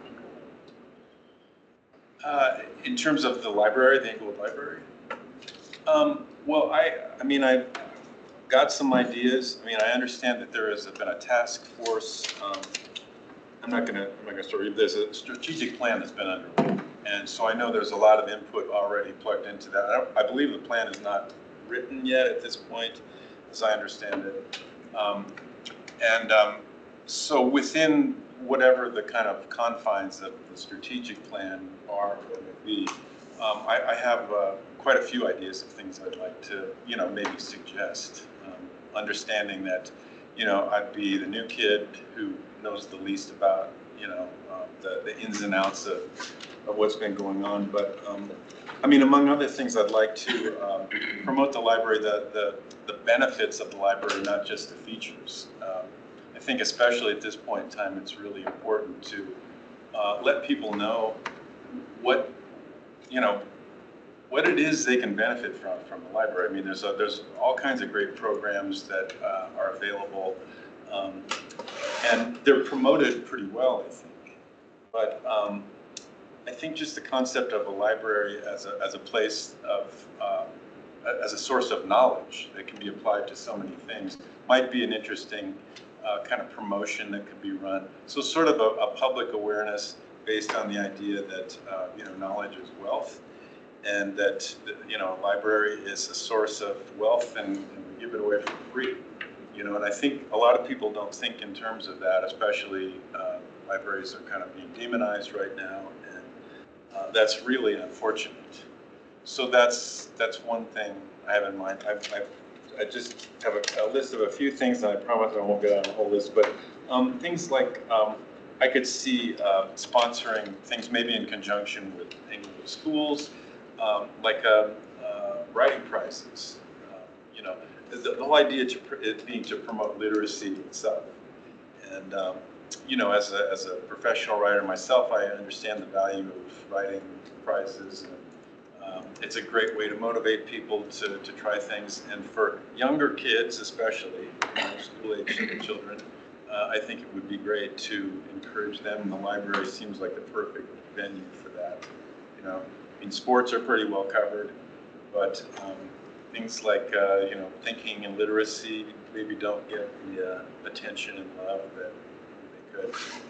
I've got some other things too, but I don't want to take too much of my time. Great answer, thank you. I'm Steve Ward. I represent Council District 4, which is in Southwest Englewood. And my question for you is a simple one. Are you able to attend the regularly scheduled meetings on the second Thursday of each month at 6 p.m.? I am, with the exception of the one coming up, which the conflict is that I signed up for this citizen planning school, and I thought the library board meetings were on Tuesdays, but they're exactly at the same time. So I would miss this next one. Your placement would happen until July anyway, so I think you're fine. Okay, yeah. So you won't miss a meeting, John. Okay, that's cool. We did. So in answer to your question, absolutely. Awesome. Thank you. John, I got the final question. We got 30 seconds left. How would the service on this board benefit you as an Englewood citizen, either professionally or personally? Well, it would give me a lot of personal and professional satisfaction, just the idea that I'm able to participate and contribute in a way besides, it's there just aren't that many opportunities to be involved in sort of a frontline manner. And for me as a writer and publisher, it's a sweet spot. It's beyond just civic involvement. It hits home. Sounds good. Well, John, we are at time. Okay. I thank you very much for making time for us tonight. We're going to deliberate tonight in terms of the placements. Next Monday night, we'll make the official announcement during the council meeting. At that time, somebody from the city clerk's office will be reaching out to you about placement. So, John, it was great to meet you. Thank you very much for your time tonight. Thank you for all your time. Yeah. John, can I ask a quick question? Because it wasn't on here and I don't want it to hinder anything. How long have you lived in Englewood? Since 2011, because you mentioned 2011. Right, I moved here in 2011, yeah. Okay, that's what I needed because it wasn't on here and I don't want it to mess up anything. So, okay, perfect. Thank you. Okay, thank you. Thank you so much, John.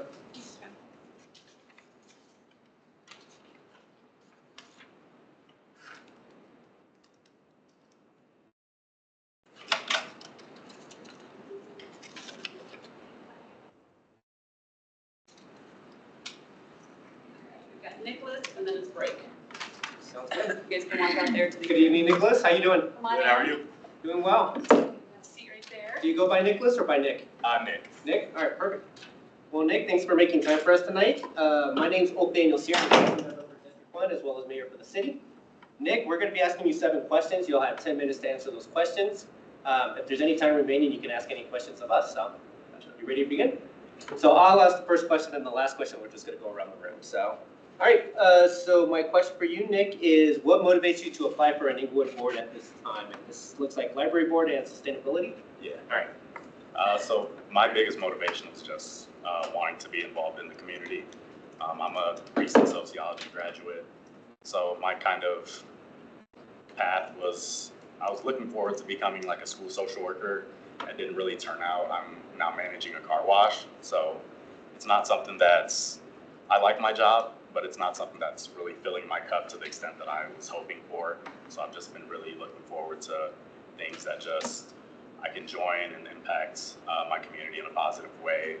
I'm a CASA advocate with Children Advocates for Children, CASA, as well as I volunteer with a lot of other different organizations, as well as Denver Food Rescue and Warren Village Kids Club. So my really main focus is just giving back to the community. Perfect. Thanks so much, Nick. Very good. Good evening, Mr. Marshall. I'm Joe Anderson, District 3 Council Member. My question for you tonight is what knowledge, skills, or abilities would you bring to the Library Board and Sustainability Commission that would benefit Inglewood? Yeah. So my biggest skills, dependability, my ability to work in a team. I think my knowledge with sociology, it's a very broad subject, so I kind of have found myself trying to just learn more about different topics. So I just think my openness and ability to work in a team would benefit the city of Inglewood really well, as well as my youth. I think boards and commissions kind of have like a stereotype where it's mostly just older people, but I do believe that younger voices do deserve a role in like community decisions. So. Very good, thank you. Good evening, Mr. Marshall. I'm Rita Russell, one of the at-large council members, and it's good to have you here tonight. Can you describe an experience in the past in which you worked in a group of people with diverse and sometimes opposing views and perspectives? Yeah, for sure. Every day I go to work, I work at a car wash, so customer service, I have hundreds of interactions every day. And leadership styles just play a huge role into the team building on the lot. So one situation that could arise at work would just be managing emotions. So when team members are not performing well, just how we as a management crew critique as well as give feedback. Sometimes different personalities, we have different ways about doing things. So just making sure that we can work as a unit and just put the mission of the company first. Great, thank you. Hi there, I'm Kim Wright, council member at large. Boy, we've met before. I've been at the car wash. Okay. You're amazing, always great. I'd like to know what you like most about Inglewood, please. About Inglewood? Yes. I would say just kind of like the small town vibe. Being younger, I'm not really extroverted person, but I do like being around people, such as being able to go to like a town where we have people out, but it's not, I don't feel like too much is going on. But everyone's always very welcoming,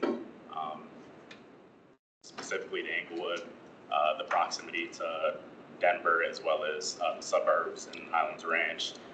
Just being able to use public transport, hopping on the light rail as well as using RTD. It's just extremely beneficial because I originally came from a small town in Battle Creek, Michigan, which doesn't really have a lot of public transportation.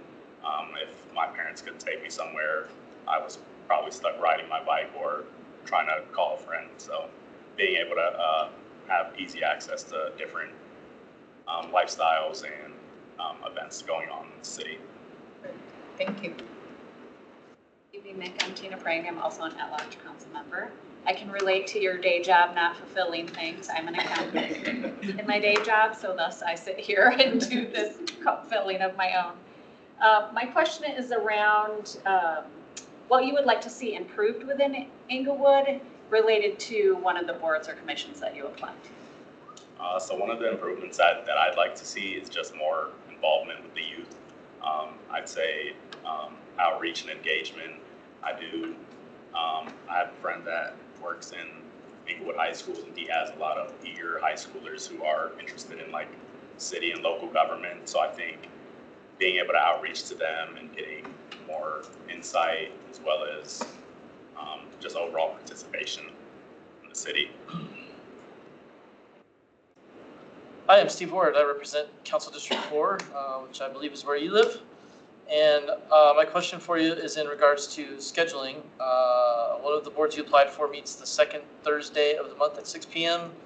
The other the second Tuesday at 6:30. Are you able to attend either one of those or both? Yes, I would be able to attend both. All right. He's got the easy question. So last question for you, Nick, is how would the service on this board or either of these boards benefit you as a citizen, either professionally or personally? I think just being around different people. I mean, I've kind of hung around the same people since high school, have the same close-knit of friends. So just exposing myself to different viewpoints. One of like my favorite things that I've gotten to do in this past year is I graduated from the Littleton Leadership Academy, which has kind of gone through and showed us the different industry leaders, as well as local government, and just talked about how we can be more involved in the community. So, I mean, that's just kind of like one of the biggest things. And Cool. So, Nick, we have about 3 minutes left. You got any questions for us? Yeah. If everyone just could share one thing that they've found positive that they weren't expecting from joining a board or commission. Anybody want to start? My first board was Liquor Board, and my second board was the Budget Advisory Committee. Do you want to talk about the Liquor Board or no? I served, not really, no. I served 8 years on the Budget Advisory Committee, and I think that board in particular provides an opportunity to interact with senior staff in every department of the city, and to really kind of dig your hands into understanding how the city collects and spends money. And so that was really enlightening for me. I originally expected to kind of do more prioritizing, and I ended up doing more learning than prioritizing during my tenure on that board. But it prepared me to do what I'm doing now. So, anyone else? My first board and commission was planning and zoning, and it's the only one I've served on before coming to council. I would say language. It's literally a whole different realm of language that I had not really been exposed to before. So just learning how to speak zoning and land use and what is a dormer, and like literally going out on my walks and real, oh, that's what that is, you know? So yeah, just a lot of learning curve, but a great experience as far as the types of people that join boards and commissions and how welcoming they are. I was going to say, I haven't been on a board, but at least on the other side. So yeah, basically I just came to council without being on a board. But basically from this viewpoint, looking at the people that join our boards and commissions, I learned a lot from them. They come in like with specific viewpoints, or they have a specific background that I've served on, like Transportation Advisory Committee, like the Sustainability Commission. There's just some really smart people here in the city that it's really cool to just come and listen to them on what it is that they see we may be able to improve on in the city. I just find it really cool.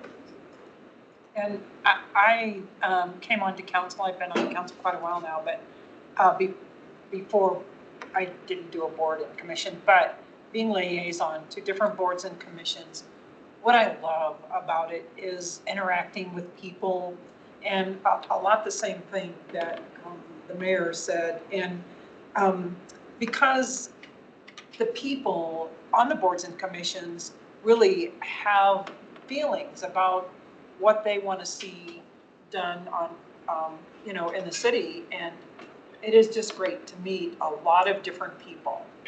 So. Yeah. Anyone else? We got about 30 seconds. Yeah. Yeah. And Nick, can you tell me how long you've lived in Inglewood? 9 years. 9 years. Okay, perfect. You don't look old enough to. Well, Nick, I think we're just about at time. So, Nick, we're going to conclude interviews tonight. We'll be making a final decision. We'll be making a final decision next Monday night. at that point, somebody from the city clerk's office will reach out to you about placements, so. But I appreciate you making time for us, for your willingness to serve. Yeah, and it was great to meet you tonight, man. Thank you, guys. Yeah. Great. Good to meet Thank you. you so Thank you much. All right, everyone, let's take a quick break. We have 10 minutes scheduled. Do we need all 10 minutes or?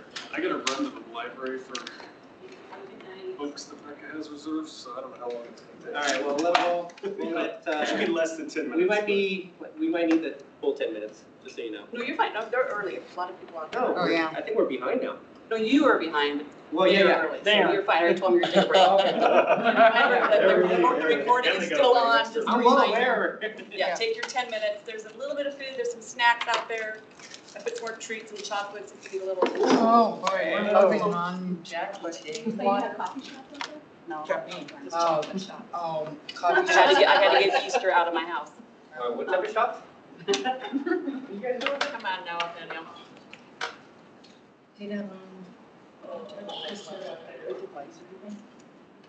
Yes, I did. And so I am able to do it, but I don't think, they weren't planning on any elected official. So anyway, Yeah, I will go. I usually am too. I think she was really nice about applying to see.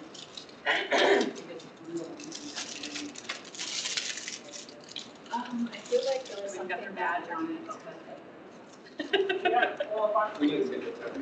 Yes. All right.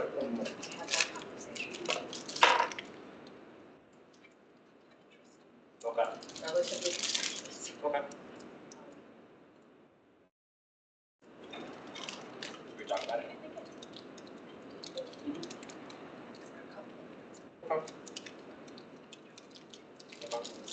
So curious, yeah, we should Got a good spot. debrief on that. I mean, not like anything, Yeah. whatever. It cooled off fast. I think, yeah. Once the sun. Or maybe I'm used to it now. maybe eventually we can this week. I haven't asked her if she's scheduled, but I'm actually kind of open on Thursday, Friday. But Probably. Friday is like wide open right now. The Oh, groundbreaking bridge house. oh, yes. As long as it doesn't interfere with that. Well, you just get back to Tomorrow me. night is the, But South I Broadway have, district. sustainability and water portion. okay, yeah. And then Wednesday, Nico's got his recital. Nico's got his recital. Oh, does he? Well, band. Aw, what does he play? Tuba. He does? My dad played the tuba. Nobody He plays loves the it. tuba Nico anymore. loves That's it. awesome. Yeah. Yeah, he's a big enough kid to pull it off too. Yeah. It's an instrument to be reckoned with. That's so cool. Yeah, he That loves just that like totally elevated his coolness in that one. I'll let him know. I'm sure he doesn't get that response very often. I don't think he'll really care. Probably not.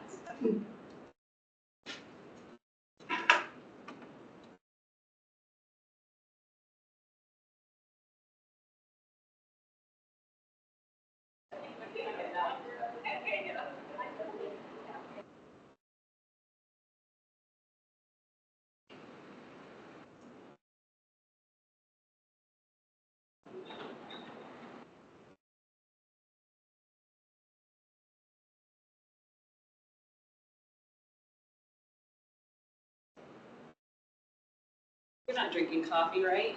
I was thinking about it, but it's still so hot over here. Okay. Well, if nobody's, I'm gonna dump it here, maybe. Okay. Yeah, I don't think I'm gonna get any. Okay. I know, is it still pretty warm over It's there? still warm. I'm sorry. That's fine. We could maybe move that fan out of Change his, with Tina. Trade seats. that, or we can pull this fan out of Sean's office and make it that way. I think it'll be too loud. You might be in the way of the speakers. Is that gonna be too loud? Not for me. Can you feel it? No, not yet. Not yet. Just give it time. Be patient. I'm not. Be patient. Neither am I.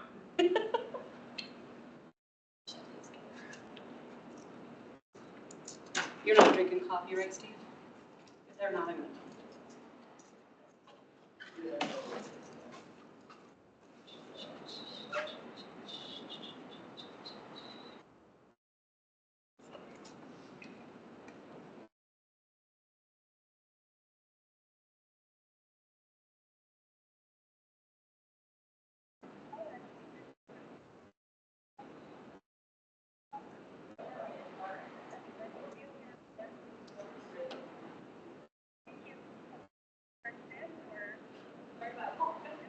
Oh, now I feel it.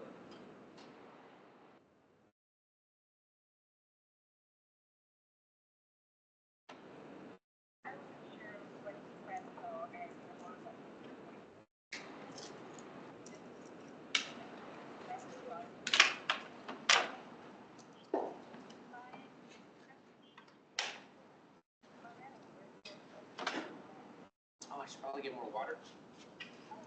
Ran to my office and What's that? ran to my office and just drank a glass of water. You don't bring it in with you?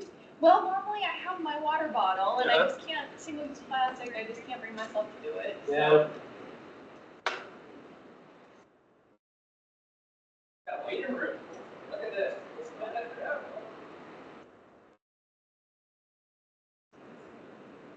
Spend Mother's Day with your mom? No, we had breakfast with my dad on Saturday, but my mom's not getting out around much these days, so she wasn't feeling great and she didn't feel like going out. I'll probably see her later this week. But she didn't come to breakfast, and since she was feeling a little under the weather, we didn't stop by the house. Yeah.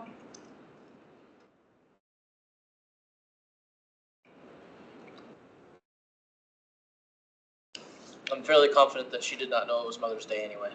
Wow. Yeah. Yeah.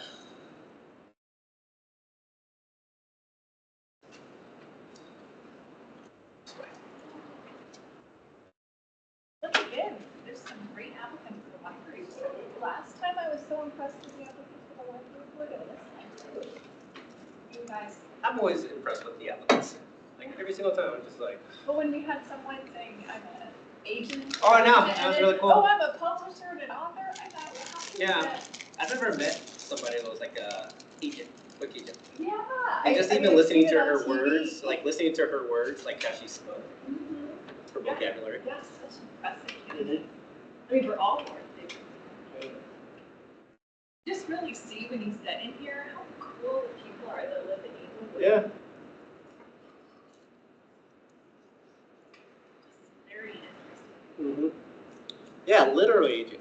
Mhm. Started in New York and then came out here. Yeah, if we Oh had my more time, I'm goodness, kind of walk curious in about here, that. it's I immediately know. Yep. a million Does degrees. it make it more difficult for you to be in that line of work when you're not in the center of everything? I sat here thinking the same thing. I want to know more about you. Like I hope to come to a council event. Who's this? The literary agent. Oh, yeah. Just kind of curious if she left New York to come here. Just curious how difficult it is. Well, not difficult, but just what challenges does it pose not being like in the middle of it all? Right. I would think professionally it would be a challenge just because of in-person networking, lost opportunity. I suppose it depends on who your target market is, maybe it doesn't matter at all. And everything I know about that world is from TV, so. Yeah, those Really rom-coms. have no backstory. Oh my goodness, I got cooled off by doing a couple of laps on the stairs there. It's so hot in here. Well, I kind of got used to it. I even said I think it's cooled off. Then I went in the hallway. Yeah. I was like, no, No. I'm just used to it now.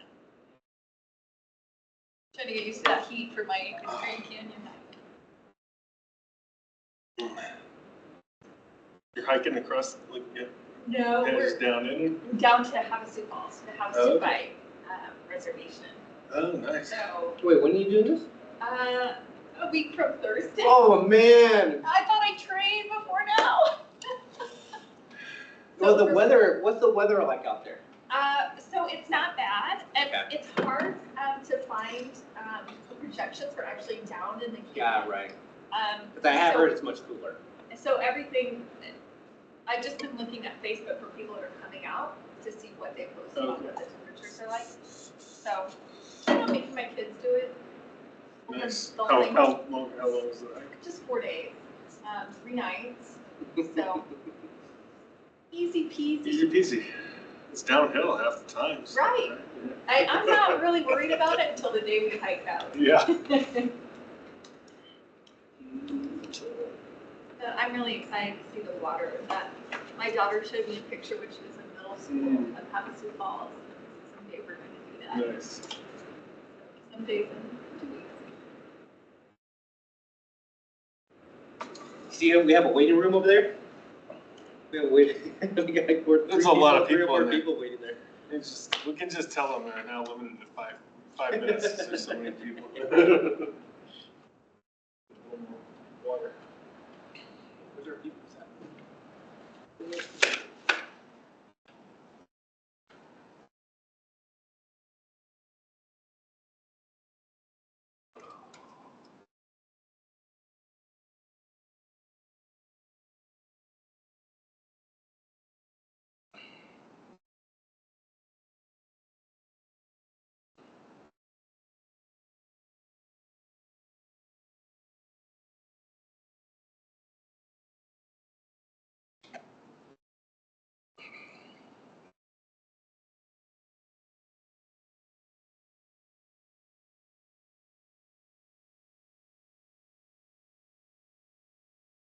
Actually, I'm gonna grab coffee since I'm here now.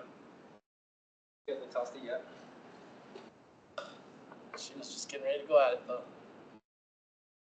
Told me she was gonna toss it, but I gave her the okay.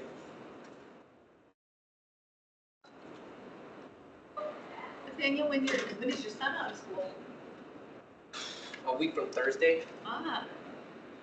But We were talking about it this morning. I was like, you have 2 weeks left of school. 2 weeks left of school. what do you have planned for the summer? Nothing. Well, for him, that was the thing. I was like, I need to get to a camp or whatever. But no, he's playing the tuba, and I asked him if he wanted to go to like a camp, a band camp or anything like that. He didn't want to, so he's just gonna practice on his own. So that's gonna be his thing. I told him he's got to hang out with friends more often. So yeah, he's just gonna be he's gonna be in the way. He's gonna be in the way this summer. Yeah, but all that time with him, it'll just stuff like that. I know. I do enjoy it, but it's just like it's the fact that he's constantly hungry. I already told him it's like that's what's gonna end up happening. You got your plate, are you done? I'm gonna have like meetings all day. And he was Hang on like, just a I'm second, hungry, can I need food. Then yes, I appreciate it. Unless I have to come and stay. Yeah, exactly. He's gonna have to be self-sufficient now. You good? All right, looks like Don't we're let all me back. forget, Jackie, I'm gonna leave this for you. Thank you. Jackie, I think we're all here. Do you mind? Yep, so, Like that? Matthew, I believe, yeah. It's warm in here. Hey, when you walk out and walk back in. Yeah. No. All right, Matthew. Good evening, Matthew. Good evening. Sorry to keep you waiting, Matthew. That's quite all right. The chair, somehow I have the chair. All right, go ahead and have a seat. Isn't that too noisy by that fan there? Can you hear us okay? All right, perfect. Well, Matthew, thank you very much for making time for us tonight. My name is Nathaniel Sayre. I'm council member for District 1 as well as mayor for the city. Matthew, we're going to be asking you 7 questions. You'll have 10 minutes to answer those questions. If there's any time remaining, you can ask any questions of us. So I'll be asking the first and last question, and then we'll just go round robin here. So, Okay. All right, perfect. So Matthew, let me get the timer set. All right, here we go. My first question for you is, what motivates you to apply for the, looks like it's Code Enforcement Advisory Committee? Yeah, I just completed the Elevate Leadership Academy this year. I'm currently in the city planning course right now. As a citizen for 18 years, and really the motivation came after the Elevate Leadership Academy to get more involved. I've worked in state and federal government, as well as being a probation officer for the past 23 years, and worked legislatively with legislative initiatives, and feel like there's an opportunity to be a voice of common sense and to understand what some of the pressing priorities are with the Code Enforcement Committee, and be a good citizen representative for the city. Great to have you here. Thank you so much, Matthew. Thanks. Good evening, Mr. Mitchell. I'm Joe Anderson, District 3 Council Member. Welcome. My question for you tonight is, what knowledge, skills, or abilities would you bring to the Code Enforcement Advisory Committee that would bring a benefit to England? I think it's having an understanding of the legal system. As a probation officer, I can say that besides being the eyes and ears of the court, was involved with aspects of the legal system that included court filings, testifying, having an understanding of different state statutes, being involved in legislative initiatives. I think with one of my companies that I work for, I manage legislative initiatives in 7 states of understanding the intent of legislation, the intent of codes, if you will, and the discretion that's involved in enforcing those codes are some of the skill sets that I can bring. I think I'm a great listener. I think I have an ability to relate both in a government advisory capacity as well as just getting more involved in my local neighborhood, which is Cushing Park, right around the corner here. Good evening, Mr. Mitchell. My name is Rita Russell. I'm one of the at-large council members. And my question for you, can you describe an experience in the past during which you worked with a group of people with diverse and sometimes opposing views and opinions? Sure thing. Thank you for the question. I think as one example, here in Colorado, in my previous capacity for Scram Systems, which is a criminal justice technology maker, we had got involved in creating a legislative mandate for repeat drunk drivers to have some form of additional judicial accountability through a monitoring system. I also am a volunteer for Mothers Against Drunk Driving on their advisory board and their legislative advisory board.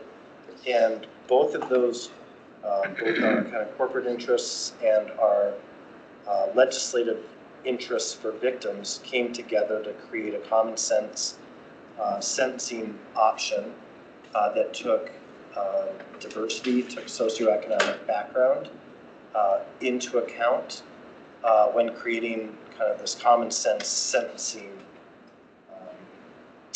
legislation. It also created a funding mechanism for those individuals that were not able to pay for quote monitoring.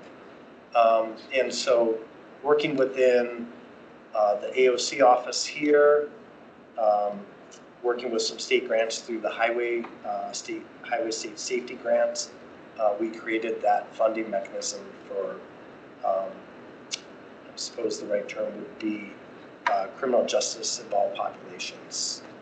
So that's one example. I think working with victims as an advocate for Mothers Against Drunk Driving, we know impaired driving doesn't discriminate, but it does disproportionately impact our residents here in Colorado who are of lower socioeconomic status. They may lose a primary breadwinner and require the support, victim support. So that's some of my experience. I could talk a little bit more about when I was a juvenile probation officer in Cook County, Chicago, working primarily in the disadvantaged socioeconomic brackets of the inner city of Chicago. But I'll save that story for another day. All right, thank you. I appreciate that. Welcome. I'm Kim Wright. I'm an at-large council member also.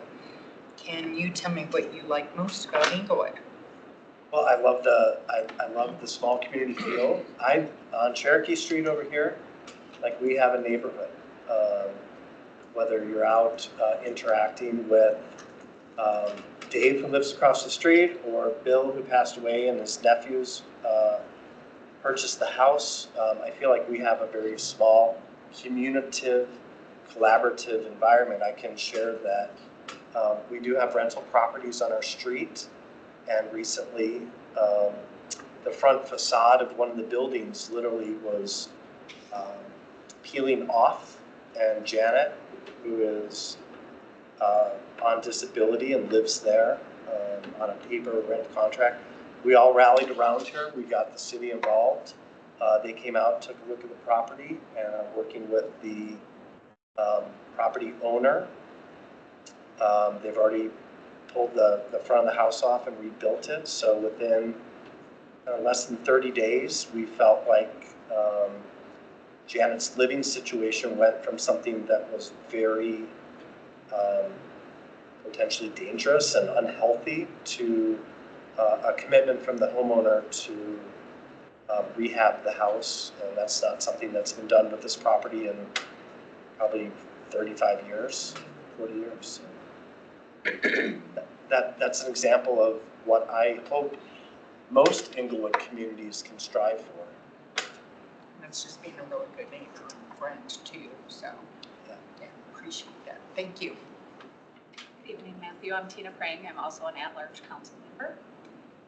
Related to your potential involvement on Code Enforcement Advisory Committee, what would you like to see changed within Inglewood or improved upon?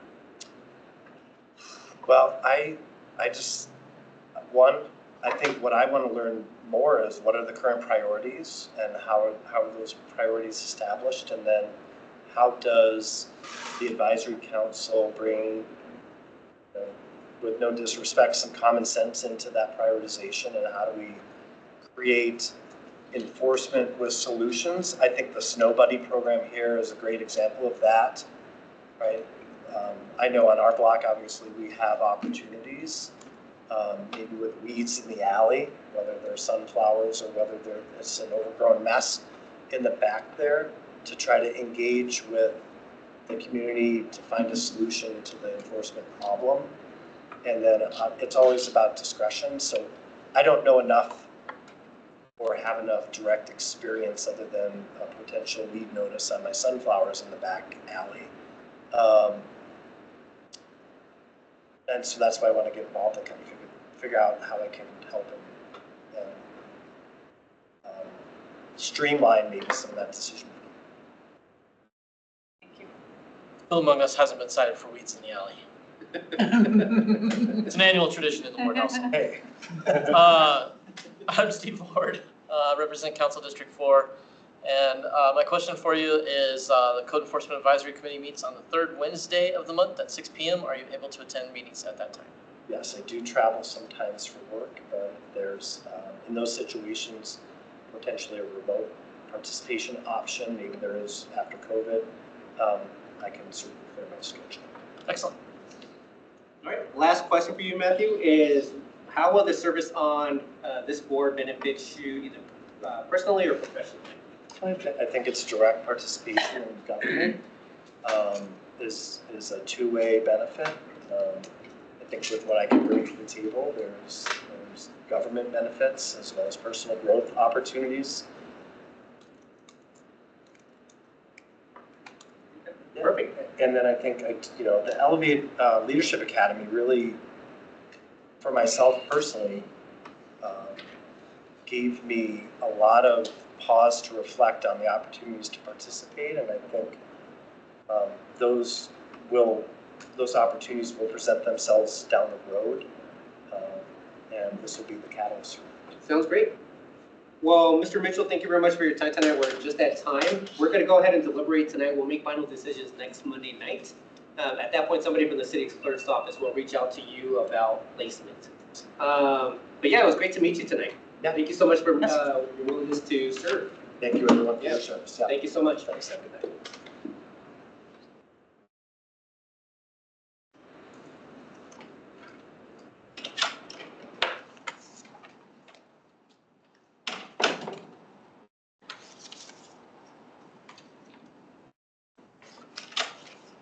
Ryan. Good evening, Ryan.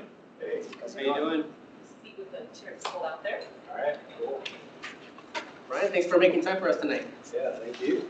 So Ryan, I am Old Daniel Sierra. I'm a council member for District 1 as well as mayor for the city. Ryan, we are going to be asking you 7 questions. You'll have 10 minutes to answer those questions. If there's any time remaining, you may ask any questions of us. So I'll ask the first and last question, but we're just going to go around the horn here for all the questions in between. But All right, are you ready? let's do it. All right. So Ryan, my first question for you is what motivates you to apply for an Inglewood board at this time? It looks like cultural arts. Yeah.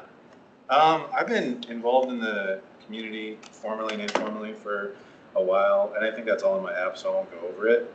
And then I saw there was an opportunity. I thought, let's formalize it. Do you want me to talk about this one in particular, or just why I'm interested? Yeah, either way. Like Harry, if you want to talk about CAC, or if you just want to talk about your you know, you Yeah. personally, yeah. So I've been a designer for most of my career, last 10 years of my career. I worked in technology, designing software interfaces. And I got sick of that last fall, and I decided to pursue my passion, which is furniture and like home experience design. So I've been doing that, and I own a business that does that. I'm drifting more towards the arts, little by little as I grow older, and so that's had a really big impact on me, and I want to see more of that, I guess, in my community. Okay, cool. Well, thank you so much, Ryan. Good evening, Mr. Kelly. I'm Joe Anderson, District 3 Council Member. My question for you is, what knowledge, skills, or abilities would you bring to the Cultural Arts Commission? How would the city of Inglewood benefit from your service?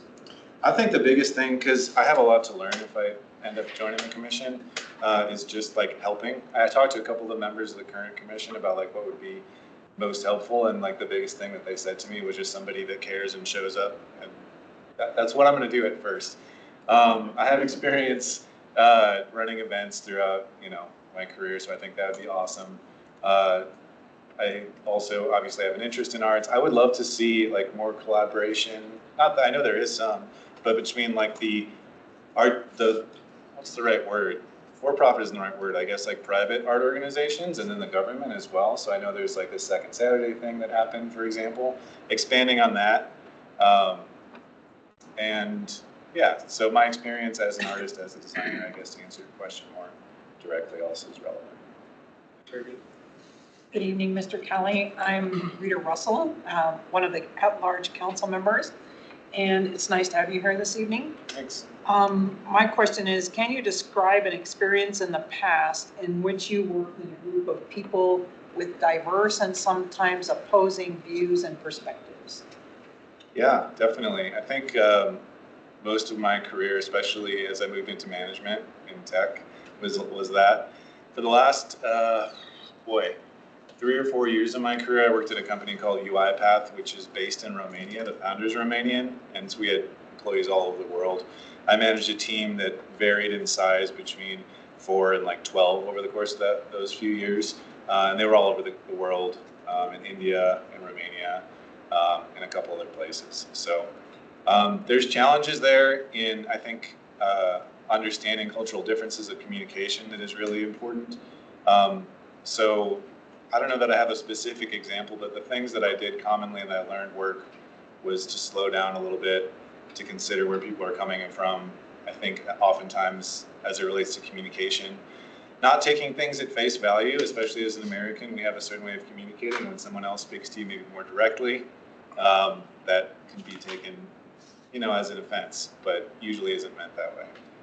So learning about those cultures by visiting them was really important. I think that's a great example, so. Great. I wasn't sure if it was specific enough. But thank you. It's a real good. Hey there, thanks for being here. My name is Kim Wright, and I'm an at-large member also. Can you tell me what you like most about Inglewood, please? I think the thing that I am most grateful for is that I get to live here, which sounds silly, but I bought my first home in December 2022 in Inglewood, and that was a big step for me. I grew up in a town that was honestly pretty similar to Inglewood. It's Forest Park, Illinois. It's a little bit outside of Chicago. It has its own identity. It's similar in size, and so it reminds me a lot of my home. We actually have a downtown area that was going through a lot of the changes that Inglewood downtown is going through now. So I kind of got to see that happen, which is why I volunteered as part of, I forget what they call it, but it's like the Citizen Advisory Committee or something for the EDDA. Okay. So I like living here, and I like the idea that I can kind of like be a part of my community. Whereas I think in a bigger place, maybe, I don't know. I guess if you lived in, in Denver and you had your neighborhood, you could still have an impact, but it just feels like I can have more. You don't get swallowed? Yeah. Perfect. Thank you so much. Thank you. Good evening, Ryan. I'm Tina Prang. I'm also an at-large council member. So related to potential involvement on the Cultural Arts Commission, what would you like to see improved or changed in you? So I guess I would like to see more, is the short answer. I don't know if this is accurate, but I listened to some of the city council meetings, and it seems like you all have like a responsibility to do a lot of the functional things that make a city move and make decisions about like sewers and like code and stuff, which is like super duper important. And I assume that's why the Cultural Arts Commission exists, and other ones do their kind of like offshoots. So the other things that are still very important can get addressed. I think that art has like it can have an incredible impact on our lives, oftentimes in ways that we don't realize till years and years later. Like we think of a great art teacher we had before, or maybe even like a sculpture that we saw. So I'd like to see more. I also listened to a couple of the committee recordings on YouTube, and it seems like there's a fair amount of challenges with like just getting things done, right? So I'd like to see getting things pushed through, and not pushed through, but like whatever needs to be sewn up, I guess, done. Another business of mine that goes together with my furniture design business is I'm also a general contractor, and understanding the challenges of like navigating code compliance and permitting and all of that stuff. I understand that it is hard, but I think that's some place that I could help, probably, is understanding that kind of stuff, trying to get through it. Thank you. I'm Steve Ward. I represent Council District 4 in Southwest Inglewood. And simple question for you. Cultural Arts Commission meets on the first Wednesday of the month at 5:45 p.m. Are you able to attend regular meetings? Yeah. Last question is, how will the service on Cultural Arts Commission benefit you as a citizen, either professionally or personally? Well, I think that, I don't know, where we'll go and how far it'll go, but like, I'm an artist and I live in Inglewood. So I think other artists being around the community, whether it's people coming in from outside and visiting, whether we have events, et cetera, it, like, personally gives me an opportunity to learn from them, and then probably network from them, which will make me a better artist, better designer. And then all of the things that I mentioned before about just how art can affect our lives in ways that we don't really realize. I live here too, so I get to benefit from that. Okay. Perfect. Well, Ryan, we have a little bit more than 2 minutes left. Any questions for us? I know that this is like a staple of being a good interviewee is you're supposed to have questions, but I honestly, I'm sorry that I don't. Yeah, the first 7 questions actually don't matter. Okay. That's not true. I think I have tons of questions about how things work and getting things done. They probably couldn't be answered right now, but maybe I can just ask broadly. What do you think would make an effective member of the Cultural Arts Commission? Anybody can answer. Anybody want to answer? I think you answered it at the very beginning. One of the first things you want to do is show up and participate, read over the material, come in with a point of view. I think that obviously is like the low-hanging fruit, I guess, in a sense, but anyone else, anything else? I think for me, as I've continued to learn as a newer council member, we do have a deep appreciation for arts and artwork throughout the city, and we are bringing more. I'm concerned that the more feels good and looks good and is well coordinated, so that we don't have too much of one thing in any given area. Like, I think art can very much affect the feel of a city as you move through it. And so for me, just having perspective on that piece like of random acts of art or random acts of design kind of getting thrown around. Like where are we placing our murals, and do we have too many in this particular area? Do we maybe need to target other areas, etc.? Yeah, that's something that like my time on like working with and listening on the EDA, I'm super curious about, like, who is the architect or the designer of downtown Inglewood? Because design by committee, I've learned through my career, is super dangerous, and you have to have someone with a vision. You have to have somebody who's kind of guiding it. So I don't want to claim that I can step in and be that person, but I get that, and I care about it, happening.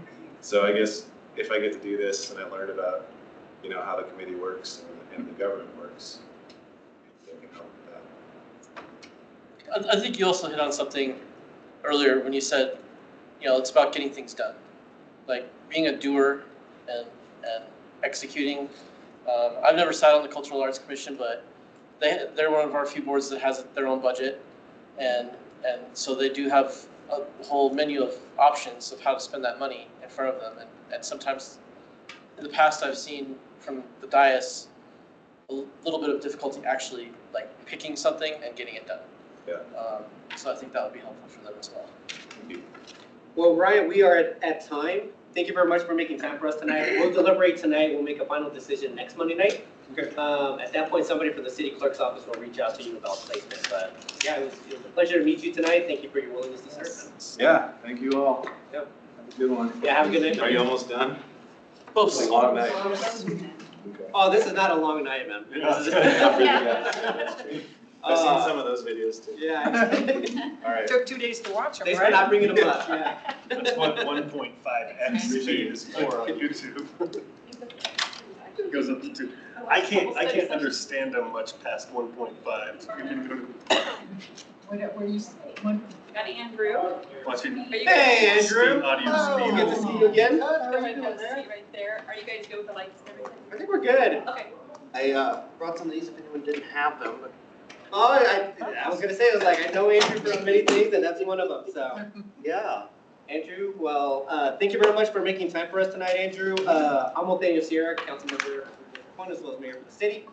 Andrew, I think you said in these before, have you not, or? Yes. Okay, yes. that's what I thought. Yeah. So, we're gonna be asking you 7 questions. You'll have 10 minutes to answer those questions. Okay. At the end of those 7 questions, if there's any time remaining, you may ask any questions of us. So Okay. I'll be asking the first and last question, but I'm just gonna go around the horn All right. for the questions in between. Are you ready to begin? Yes. Perfect.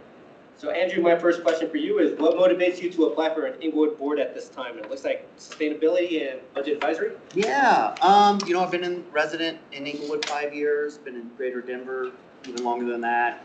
Got 2 kids in the school system here. Really engaged with the community, and see this just as another way of being an active citizen and making sure the community is somewhere I want to raise our kids and stay active. Sustainability is something that's in my wheelhouse, as well as some of the budget advisory stuff, because my full-time job is with the city and county of Denver, in the climate action office, so familiar with some of those machinations. Yeah. Cool. Well, thank you so much, Andrew. Good evening, Andrew. Joe Anderson, District 3.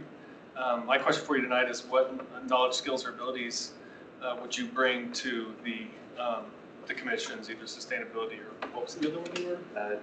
Budget advisory committee. What would you bring to those, and how would you benefit through your kids? Yeah, thanks for asking. With sustainability, I did get a grant from the sustainability office. We put in the induction burner kits down at the library, which had a very high circulation rate. The librarians seemed to be satisfied with how that all turned out. I work in the climate action office in Denver, so a lot of my focus is on sustainability, energy efficiency, in buildings, homes, specifically around cooking. So I think I have some insights there that could be useful, especially with all the growth that the city's going through. And then budget advisory, gone through a lot of budget meetings recently. We just had to get our 2026 proposals in. Before that, we were refinalizing 2025 time. So yeah, I've got some experience on the inside dealing with it in my work that I think would definitely lend itself to this as well. Very good, thank you. Good evening, Mr. Forlines. I'm Rita Russell, one of the at-large council members. And my question for you tonight is, can you describe an experience in the past during which you worked in a group of people with diverse and sometimes opposing views and perspectives? Yeah, I do a lot of collaborative work, a lot of projects. At work, we have a very large office, and one of the focus is to be collaborative with other teams. And I'm not one that thinks that a team that gets along doesn't necessarily get the best results. I think results do come from challenging each other, bringing diverse perspectives and working through that to find what benefits everybody, right? So at work, I'm always finding ways to collaborate or offering to, right? I like to see things happen and get done and try to put some effort towards it. Specific programs, before this, I was working a lot of education and event production in the kitchen design and build industry. And so there was a lot of diverse projects as a chef and event coordinator, work with a lot of people, and there's there's a plan and then there's what happens. And we can corral each other as best we can with the plan. And I think having that structure ahead of time and having a unifying goal is really what sets a team on the right path. Is finding, hey, what do we want to get out of this and what do we agree we need to get out of this? And everything else can be debated and discussed. I think we can do it civilly and find ways to move forward. And I always think that there's no perspective not worth hearing because it makes us all think about things we wouldn't have thought of. Absolutely. Thank you. Good evening. Thank you for being here. My name's Kim Wright. I'm one of the at-large council members. Can you tell us what you like about Inglewood most, please? Gosh, I'm going to say the people. We've been really happy and pleased and got a wonderful community around us. Our kids are in Maddox and Clayton.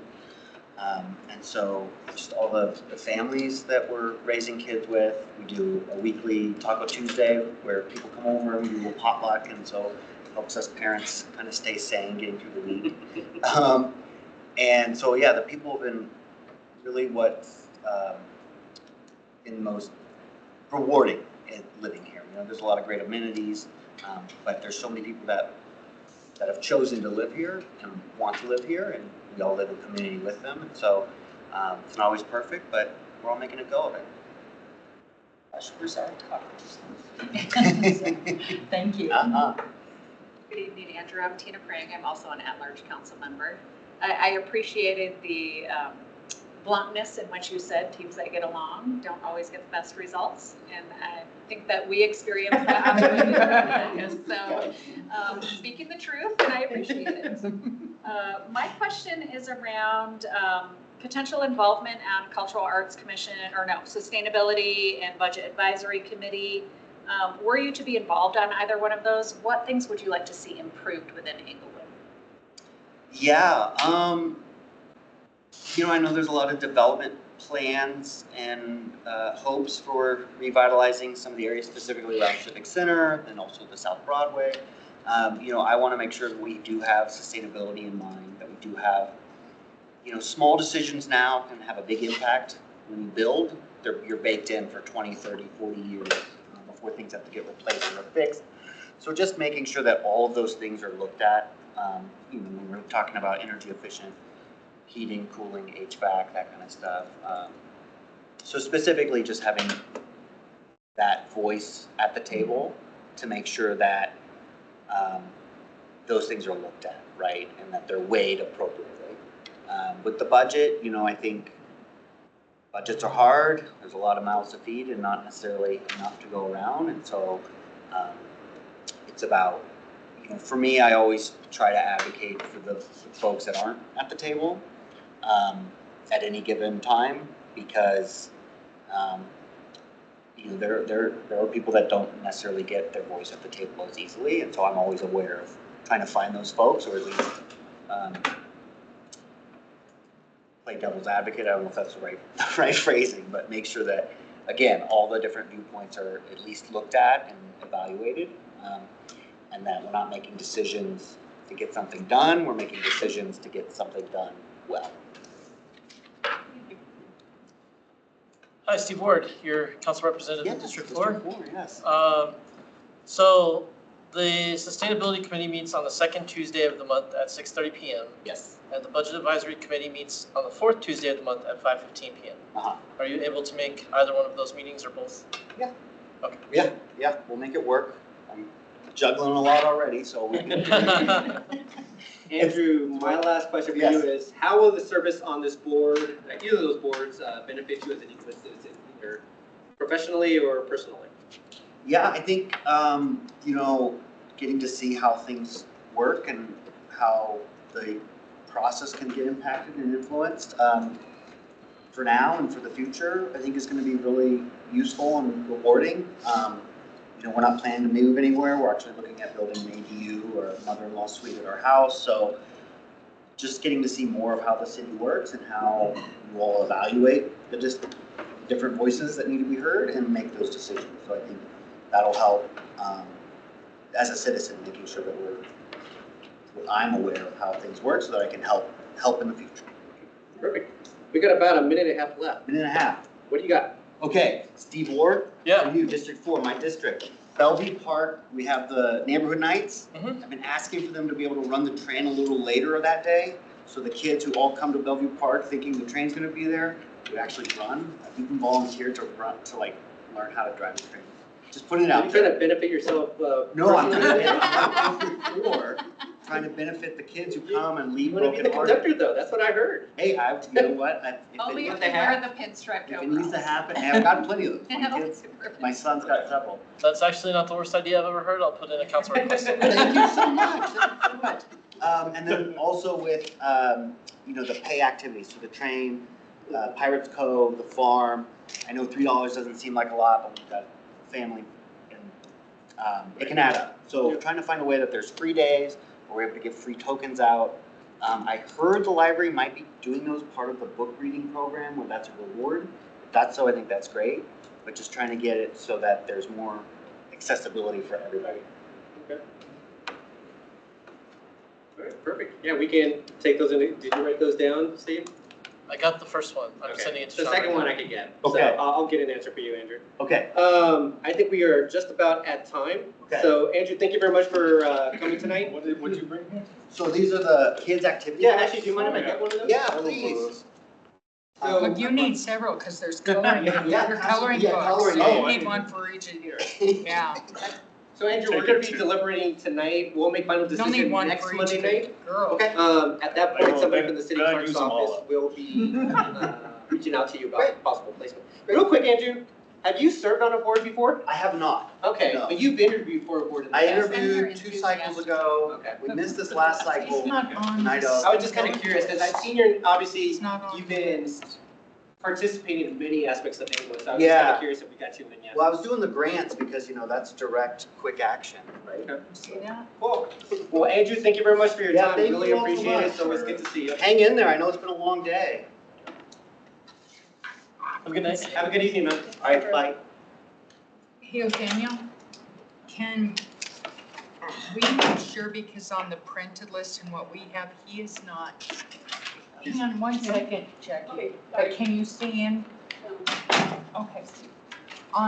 For sustainability, Andrew was not listed. Oh, no? Yeah, we just. Oh, he's not listed on this sheet. He's not Okay. listed on this one. Right. Yeah, Okay. So, I wrote him in already. okay, Cool, yeah. good to know. Oh, okay, I see what you're saying. No, thanks for that. So I want to make sure everyone has it on there, so when we go to talk. I'm writing Okay, it we'll now. update that, please. Do we know if it's his first choice or his second? It's his first. Joe, leftovers. Cool. All right. And I will let, I just wrote Jenny, her address does not qualify for EDDA. Correct. So I will let her know. You already let him know? All right, cool. In case she comes in, she can have another board. Okay. So, okay, All right. I will update, Thanks for being the bearer of bad news. Thanks for being the bearer of bad news and not me. It's okay.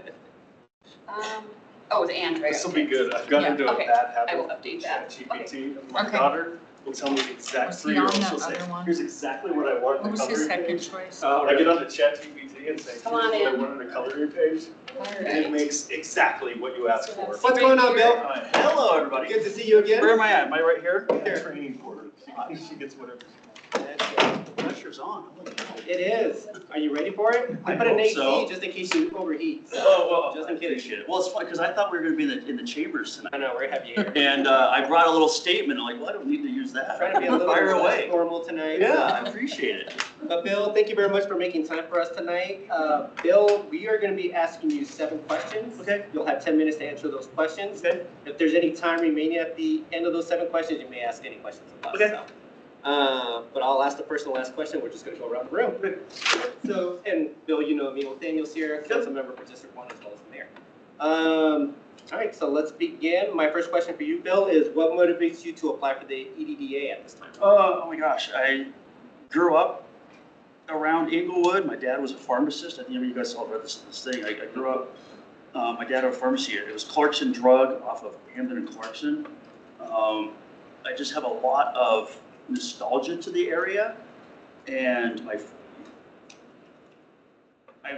lived, you know, I grew up like 6 or 7 years old on this side of town. Then I moved to the east side of town off of Park and Rappel Road, or to Smoky Hill, and then I moved out of Arizona, out of here to Arizona for 26 years. Moved back to Colorado in 2016. bought a home a half a mile from the home I was born in. Didn't realize that when I bought the house. And then I've been in construction pretty much my whole life, except for a little stint out of it. And 3 years ago, I got hired on at Snyder Building Construction, which is right in the neighborhood. And so when I first got involved, it was, I just want to know what's going on. I knew we were part of the first redevelopment that was going on with SKB. Right. And some of that, and like, one was just, I wanted to see what business was out there. And as I got more involved, I started seeing where would it make sense. I started going to EDA meetings. I've been to a couple of those right at the time where the plan design was coming around. I'm like, oh my God, that is so necessary because we work in cities where plan design is either overkill or there's none. But having a process of really being on the front where Inglewood's at in all facets. You've got city center, you've got downtown Broadway, you've got South Broadway, you've got all these areas that are going to be coming together that I would love to really be a part of shaping areas of that and making sure that they mingle well, because you can see some cities where they're not working well together. And I'm on the Chamber of Commerce. I've worked with with events and the EDA, and I'd like to see some more cohesion there as well. And so I've just really been inspired to come. Like I'm 53 years old. It's just way more interesting now to be able to have an impact on that. It's really neat to be right here to do that. Well, thank you very much. Yeah, no, that's great. Thank you very much. Yeah. Good evening, Bill Joe Anderson. Hi, Joe. My question for you tonight is, what knowledge, skills, or abilities would you bring to the DDA to Bimini? Yeah, I think probably my background in construction, in commercial construction specifically, working just around, we work with a lot of developers and even first-time business owners. We work the spectrum of it. And understanding the things that a small business owner, I'm working one with a lady right now down in Denver. I'm trying to get her to come into Inglewood, cross the line into Inglewood. She's got a coffee shop and a dog park hybrid that she wants to do. And I see small-time business, like first-time business owners that just get bogged down in what it takes to open up a business, and have some sort of ability to put teams together, help people like that, all the way up to the developers, and really see the macro of what I work with, again, with municipalities. I see the red tape, I see those type of things, and help businesses navigate that.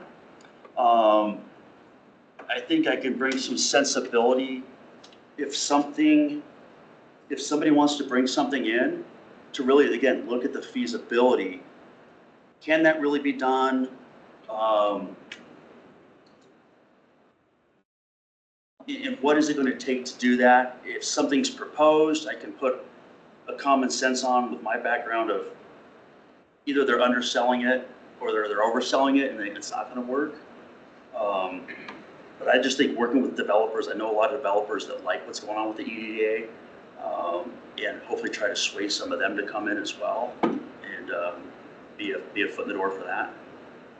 Yeah, like anything more in depth on that you want around the construction? That's helpful, yeah. I appreciate it. We got a little bit over 5 minutes. Okay, let's go. I could ramble. Good evening, Mr. Renshaw. I'm Rita Russell. I'm one of the at-large council members. Hmm? And my question is, can you describe an experience in the past where you worked with a group of people with diverse and sometimes opposing views or perspectives? Work with the people at what? With opposing views Okay. and perspectives.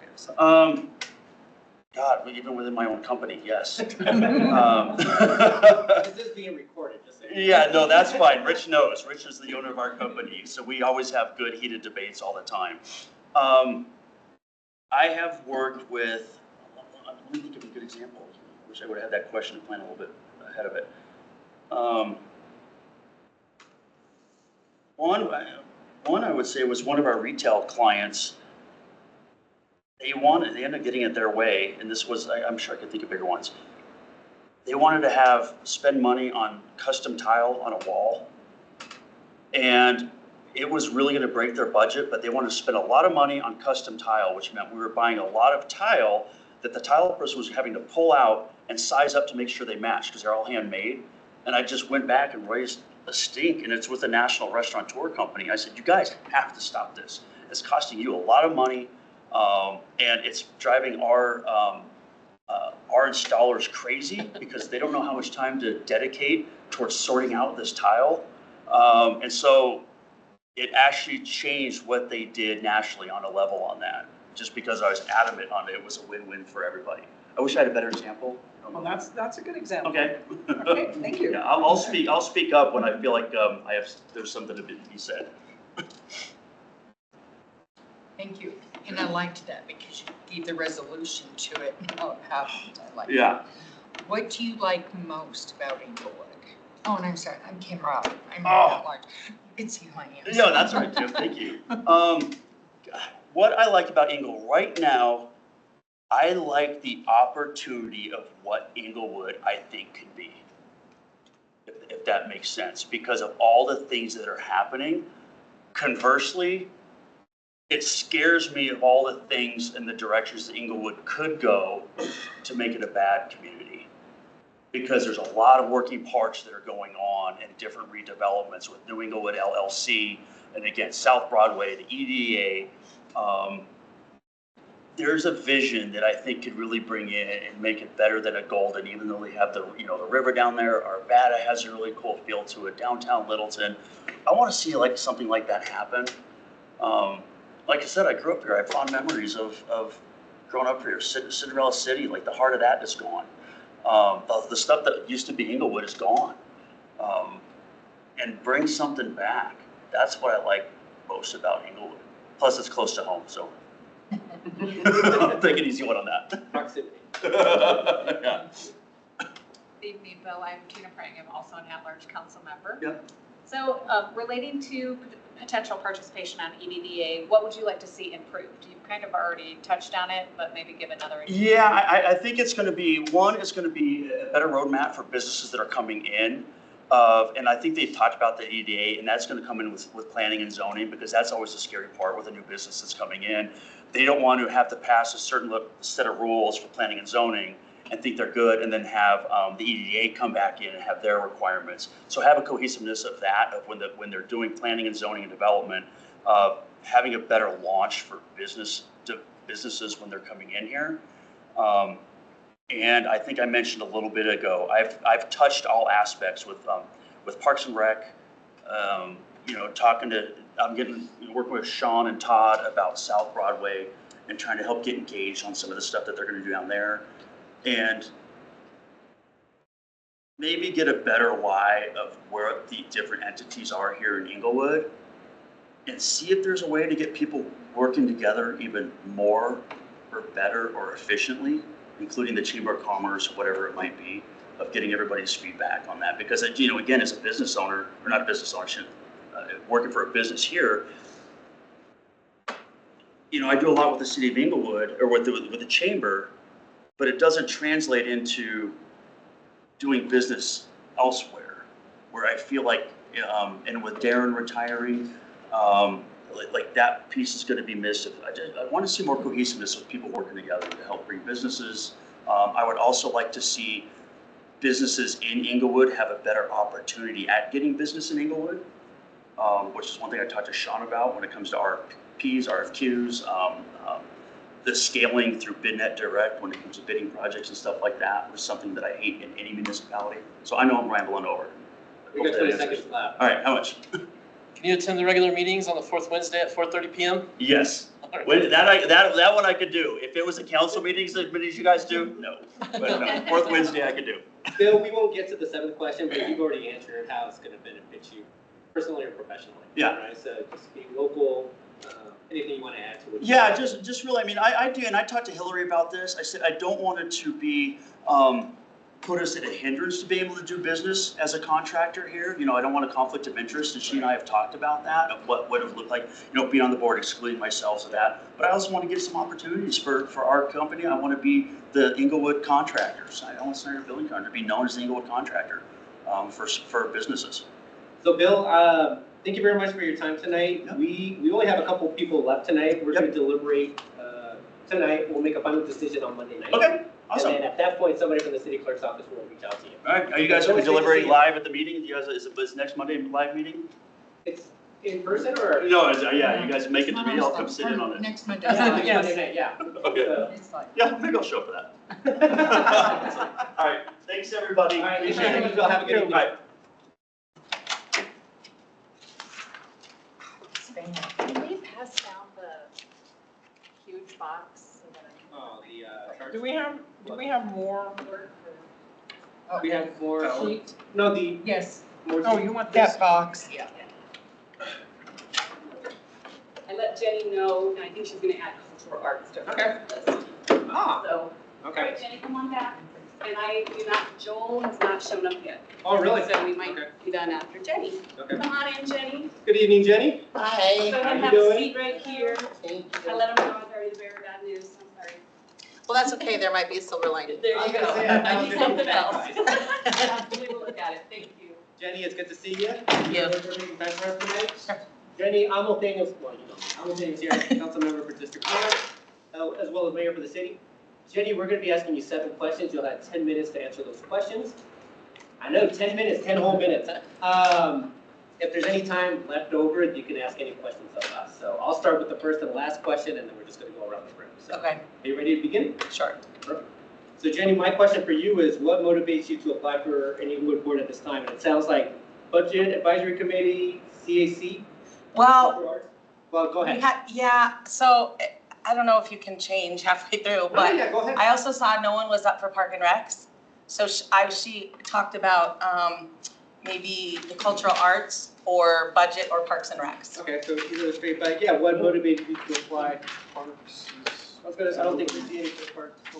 I think someone just resigned from Parks. Oh, It okay. didn't advertise, I think it just happened. Ah, Oh, okay, Oh, there I we would go. be interested in that one as well. okay, perfect. So as you know, my kids go to Inglewood.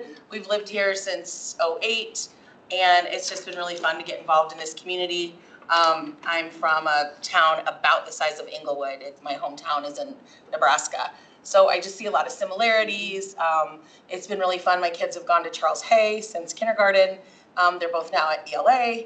And so I just feel this really amazing sense of community. I've met a lot of really good friends at Charles Hay where my kids went to school.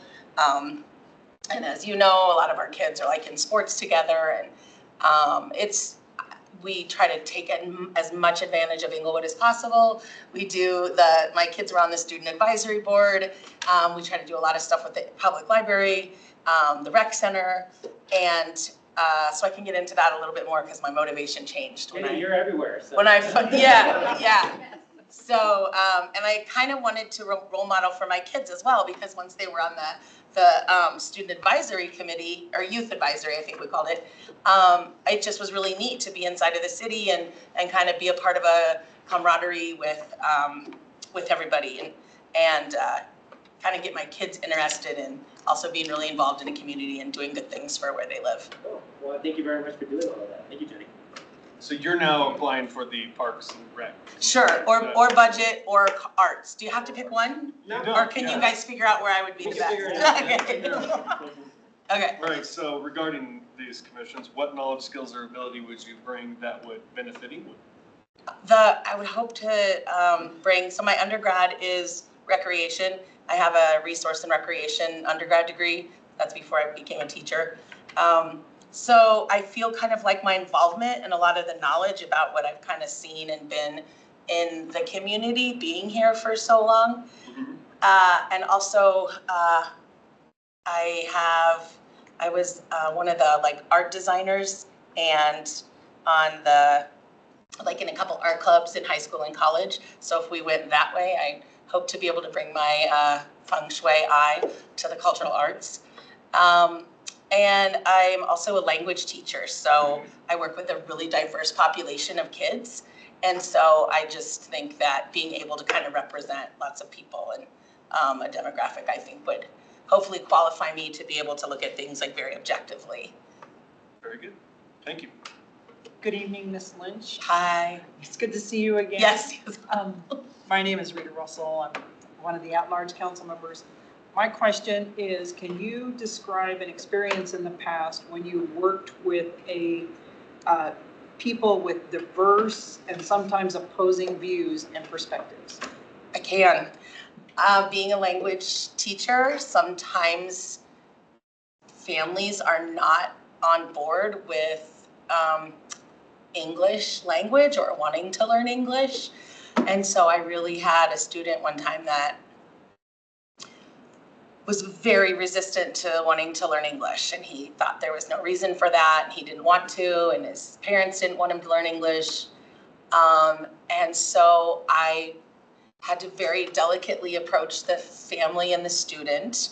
But I just really tried to find some positives that I could relate, and I sort of summoned the help of some other students that were like, oh, Miss Lunch isn't that bad, her class is fun, you know, you should really, you know. So I think just with like patience and sort of thinking outside of the box, I was able to kind of win over, you know, the positives of being a dual or multi-language learner, and sort of get them on board with kind of what my motivation and my goal was. Perfect. Yeah. Thank you. Yes. Thank you.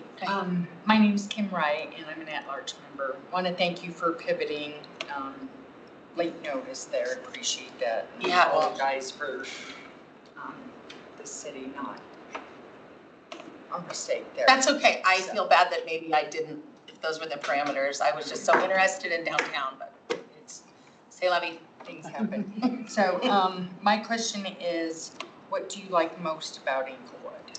The community. I just think the tightness, like I said, it kind of reminds me of my smaller hometown, even though we're obviously adjacent to Denver. I just, like I said, we just take advantage of so many great things here in this little community. You know, I kind of am everywhere, so I love that I know my checkers at the King Supers. You know, I love that my kids have like been able to experience a lot of that. We take full advantage of the library programs, the rec programs, which that would be, I'll tell you about that. So I talk to Avery a lot at the Parks and Recs and Kimberly with the library. So I just think that the things that Inglewood has to offer are so amazing. And I wish more people would take advantage of all the things that we have. I mean, my kids have gotten their classes canceled before because there just aren't enough people registered, you know, for either like the library programs or the rec center. So yeah, I'm just really interested in maybe helping get the word out about all the great things that Inglewood has to offer. So in short, I think my answer is the community, you know, and the little things that this, even though we're such a small community, the amazing things that are here within the community. Thank you so much. Good evening, Jen. Hi. I don't think I need to introduce myself. So related to participation in fill in the blank board or commission that you may end up on, what are some things that you'd like to see improved in Inglewood through your participation in any of the boards that you've listed interest for? Well, hopefully I spoke to that. I just feel like the involvement. I thought, first of all, and we're pretty involved and we have been, but I just thought, I think what really got my mind turning was when my kids were on the youth advisory, and just thinking about how do we get more people involved? Because, you know, there were only like 6 kids. And I thought this is such an amazing opportunity that like kids of the community should be taking part in, learning about how their community works and all the like inner workings of the city and how to get involved and how to help and how to be, you know, seen and heard and share your ideas and how to have a voice. So I really think I would love to see more involvement in all these people that are residents of Inglewood. Would love to see them more involved in the things we have to offer. Thank you. So, Budget Advisory Committee meets the 4th Tuesday at 5:15 p.m. Cultural Arts, first Wednesday, 5:45, and Parks, second Thursday at 5:30. Do you have any conflicts with those schedules, and are you able to attend meetings at those times? Yes. I love how you clarified it was 5:15 p.m. and not 8. Wait, what? Yeah. Did you say 8? The last question is, how will the service on either of these boards benefit you, either personally or professionally? I just think it would be another step in my growth, like being a teacher. I tell the kids all the time, I'm not done learning. You're never done learning. So this is, you know, being a teacher for so many years, being on different like SAC committees, DAC committees, PTA. There's just still so much, right? I just feel like we're never done learning. And I just think this would be a really fun challenge and commitment for me that I would put forth, that I want to offer my community. So I think a little bit of goal setting, goal reaching, and just never stop learning. Yeah, I've never sat on any board for any city, and why not now? That sounds great. Well, Jenny, we got about 45 seconds left. Any questions for us?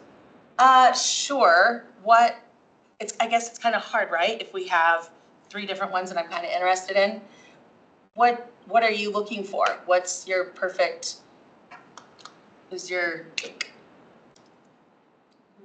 Well, go ahead.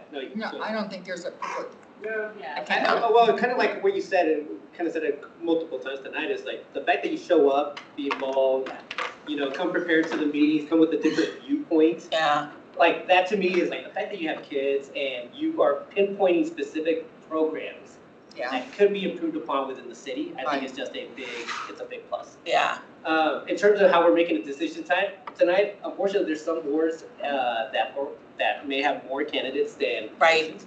So just the fact that you're being flexible improves your odds of sitting on a board. So yeah, well, if I had to put them in order, I would probably say Parks and Recs, and then art, and then budget. Okay.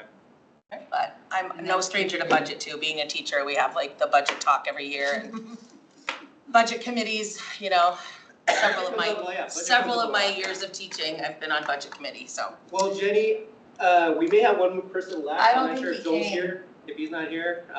Anyway, we really appreciate you wanting to serve your community even more. We're going to deliberate tonight. We'll make final decision next Monday night. And then somebody from the city clerk's office will reach out to you next week with possible placement. But thank you very much for coming. Yeah, thank you both. Thank you all. And what's the term?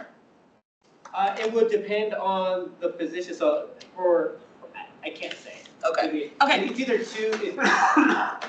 It's normally like a 2-year term or a 4-year term. But okay. But if you're filling a resignation, if you're filling something, you fill the rest of that term. Oh, I see. Which is probably the case with Parks and Rec. Oh, okay. Right, but then you would be. You'd be up for reappointment. Okay. Yeah. Okay. All right. Well, good to see you again, everybody. All right. Thank you. Well, have a good evening. I know you're all tired, so thank you so much. Yeah, it's been a long night, so thank you very much. Thank you. All right. Thanks. Bye-bye. Good night. All right. No? Joel didn't show up. All right, cool. All right, well. And can we clarify, so City Attorney Niles, did you say someone from Parks and Rec? So we did have somebody resigned, but we have not posted the position, and it needs to be posted for 2 weeks. We'd only posted for a youth member. Oh, really? So the board commission manual, you have to post the opening for 2 weeks at least. So we can't open it up to her then? Well, I would we could go ahead and post it and take additional applicants for that position. And because she already interviewed, consider her as one of the applicants. But yes, I would recommend we go ahead. But even if we post it within the 2 weeks, we wouldn't be able to fill it until we already went through the interview, right? Unless we scheduled a special interview session and connected to it with a meeting. Well, we don't got time for that. I know. Well, and nothing requires you to have a formal interview process. Yeah. That's at council discretion. Okay. Let me see, the member just resigned on Friday. So we just had a Kathy Hammer, Is it an alternate or is it a regular member. But is there an alternate on? I don't think that board has an alternate. You know if there's an alternate on that board? I don't believe there's an alternate. I don't think there is. I think it's one of those boards, and they had 2 youth, which we had no youth apply for. And I think Tamara has something coming forward next month, which I think will all boards will have an alternate at that time?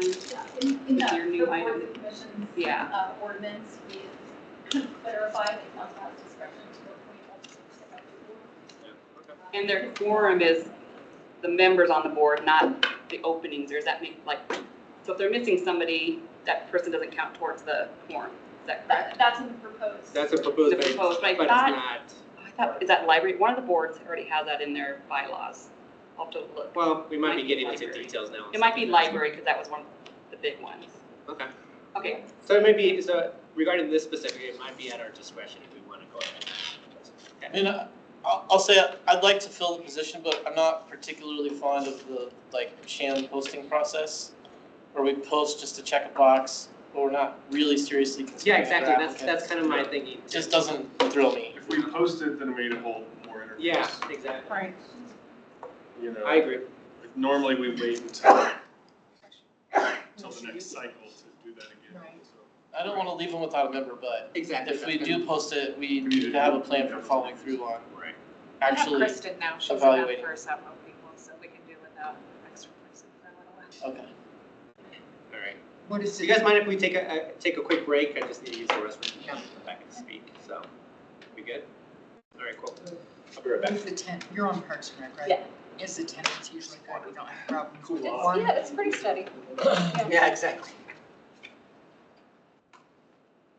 You didn't throw away the coffee. Rhonda and Kristen, I was gonna turn it off. I may need. it's even better. What? You drank With it? Rhonda and Kristen both being there now, it's, I feel like it's a little more Remind me.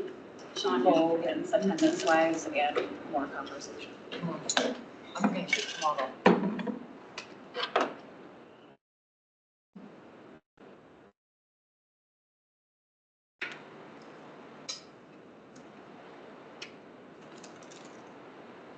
Need anything? Anybody? I need a computer charger.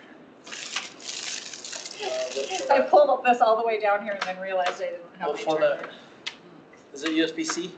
I think so. Is whatever the one, it's our, yeah.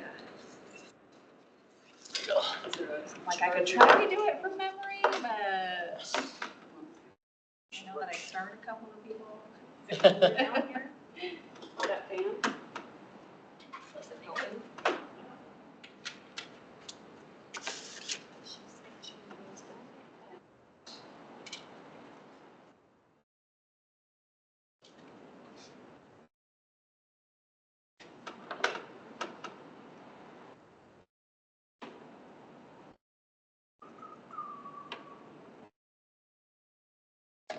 We were at Bates and Logan for our last Parks and Rec meeting.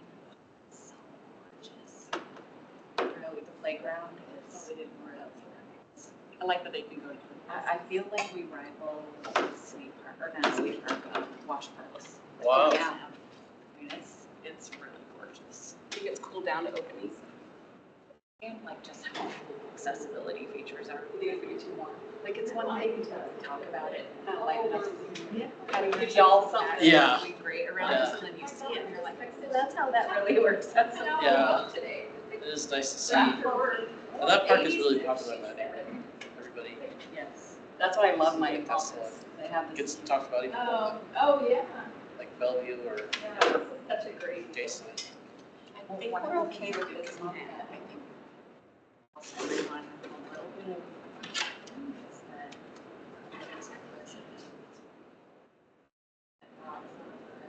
The need to put more signage and clarity around the use of.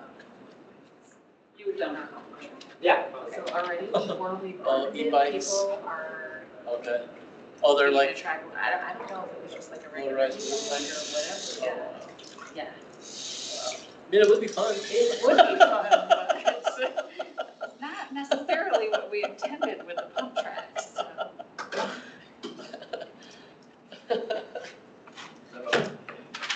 Yeah, that sounds like something I would have done in my teenage years. Between the motorcycle meetup and potential motorbikes, all right, pump tracks. Interesting times.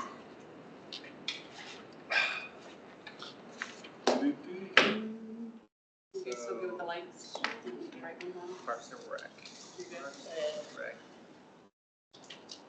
Napping.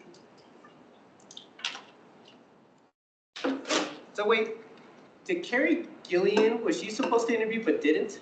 One of them wasn't gonna be here. I think it's Carrie. So Carrie, okay, so we could cross her off. She's on sustainability. I still have her on the list. Gross. I'm gonna say. I think I probably meant to take her off and add Fill it all in. out. Oh, there's light. Thank you, gentlemen. Yes. Perfect, so I'm not sure if everybody heard that last piece. But Carrie Gillian, she's on she was an applicant for sustainability committee, but she didn't interview, so I just went ahead and crossed her Yeah, off. I did that. Joel is right above her, so I crossed him off since, Yeah. potentially. But I guess first things first, We gotta add Andrew 4 lines to that list. yeah, and I did that To already which as one? well. To sustainability. Okay, that was his first. But that almost makes it easy, doesn't it? Are we good with just moving, well, first, approving all the reappointments? I'm good with that. In Say it one disagreement? more time? All the reappointments, are we good with just approving those? Okay, as is? I'm good with that, but one thing I really would like is to make sure that we have their attendance record. Yeah. Not just Not just, excellent, the. excellent or Excellent, whatever. Yeah, that's fine. Okay, so that, and then second, are we fine, moving everyone that is an alternate to regular? Or should we just go through those as they come? Just, Let's just go through them as they Okay. come. Let me write those reappointments down real quick. So we're going through the alternates to regular and go through them? we're gonna go through them one by one, Okay. So just to the- make sure. And the reappointments would get the full, new full Right, terms, to the regular, right? yeah. Well, that would be the plan, we could discuss that, but yeah, that would be my preference. All right, so let's just start with Board of Adjustment Appeals. It looks like we have Sam, who is wanting to move from alternate to regular. We have one regular member. Are we good with that? Putting Sam in that place? All right. Next up is Budget Advisory Committee. We have 2 regular members and 1 alternate member. We have 2 reappointments. Are we good with, how do you pronounce it? Is it Junior? Junior. Junior He goes by and Jane, Laura. yeah. Yeah, Jane. I really like Andrew Forlines for this committee. He's a District 4 resident. We just lost a District 4 resident to a resignation. Has experience with government and budgeting, city employee, Denver. We don't have one of those right now, I don't think. So. I haven't looked ahead yet, but I really like the sustainability, but. Andrew, for sustainability? Yeah. I do too. He does so much with the sustainability stuff. I would prefer him. I think we have like a bottleneck there anyway, but, so this might be better, but I do like it for sustainability. Go ahead, Joe. Sorry. Yeah, I think the bottleneck thing is working. I think he'd be great for both, but I would put him here because that would open up. Yeah. So just can gotta- we can let appoint that, everybody. can we let that seat go till we come back, Yeah, we after can we come get back. to Yeah, we the can other one? back. Yeah, I'm fine with that. All right, so then that leaves an alternate member there as well, unless we were looking to consider Jenny there, but that was her 3rd choice. Kind of like her for Parks and Rec, just. But we can't. Yeah, that's not, actually, I don't think that is probably where I would suggest. I Okay. think the other 2, I think probably are better fits. Okay, I think she could do this, but. okay, well, we'll get that to that, Okay. when we get to that point, so. Code Enforcement Advisory, elevate Sonia to a full term. Yep. Yes. All right. And then we have, oh, and then we got Rick as an alternate to regular. I am fine with that. Yes. And then Rita, you're the liaison, I guess. What are your thoughts? So Rick, he was appointed the last time, right? I believe so. And so we could do either one. I mean, it really doesn't matter. We could, I think he's missed 1 meeting only because he is An alternate. an alternate. It really didn't matter. But he's been there. Okay. So we could do that, but I'm fine with that, yeah, I'm fine elevating him to regular, but I really like Matthew. I think Matthew is a good fit for that committee, and that's why I would I'm kind of leaning. Oh, no, we got But three. we have two Oh, we more got than three? that. Yeah, we have three. The total of, Okay, all right, We'll fine. actually have the Yes. alternates still available. and we have an alternate. So we have a regular member, oh, sorry, I'm on the wrong. 3 regular. We have a regular, 3 regulars and Okay, alternate. perfect, Okay. perfect. I think Matthew is a perfect fit for that committee. Perfect. And then Cultural Arts Commission, we have 3 regular members. So Louisa elevated her to reappointment, and then Ryan, I thought Ryan was great, so I'm happy to put him as a regular member. And then I guess this is one of those spaces that we could potentially put Jenny. Which I would put her here, because I don't think, we can't put her in Parks and Rec without posting it and doing another round of interviews, so I would just. Is that true? Council can overrule that? You can. I mean, we've overruled a lot. Yeah, and to me, for this aspect, I would be fine. We can overrule, it's a policy that we have to post it for 2 weeks? It's in the manual, In the board commission manual. so that's a policy manual that you adopted, so you can decide not to follow it as well. Yeah, I don't feel like, I think that sets a bad precedent. Of Oh, listen, just- we've set so many bad precedents and now we're discussing this. Well, let's come back to it and just find out where everybody. Yeah. I just throw one more bad precedent on the pile. That's not what I'm saying. I know. But it was an easy opportunity. Yeah, we'll come back to it. So, EDDA. So let me speak about that. So, I think the email that came from staff from Ullery, Portel, the executive director of the EDDA. We like to have 2 members for each sub-district. So right now we are set with the 2 in the city center area, but we only have 1 each within South Broadway and the wellness. Trying to think of his name. Bill and Joe are both under the South Broadway, but only, what's the gentleman's name? Tom. Actually, can I say something about Thomas Carr? Actually, probably is supposed to be the shoe-in because he would fill Diane Reinhardt's position from Craig. And actually, and the person that filled Diane's position was also with Craig, but he had to step away because the time commitment just didn't happen, so. And he will make 2 in the medical district anyway. Exactly, yeah. One from Swedish and one from.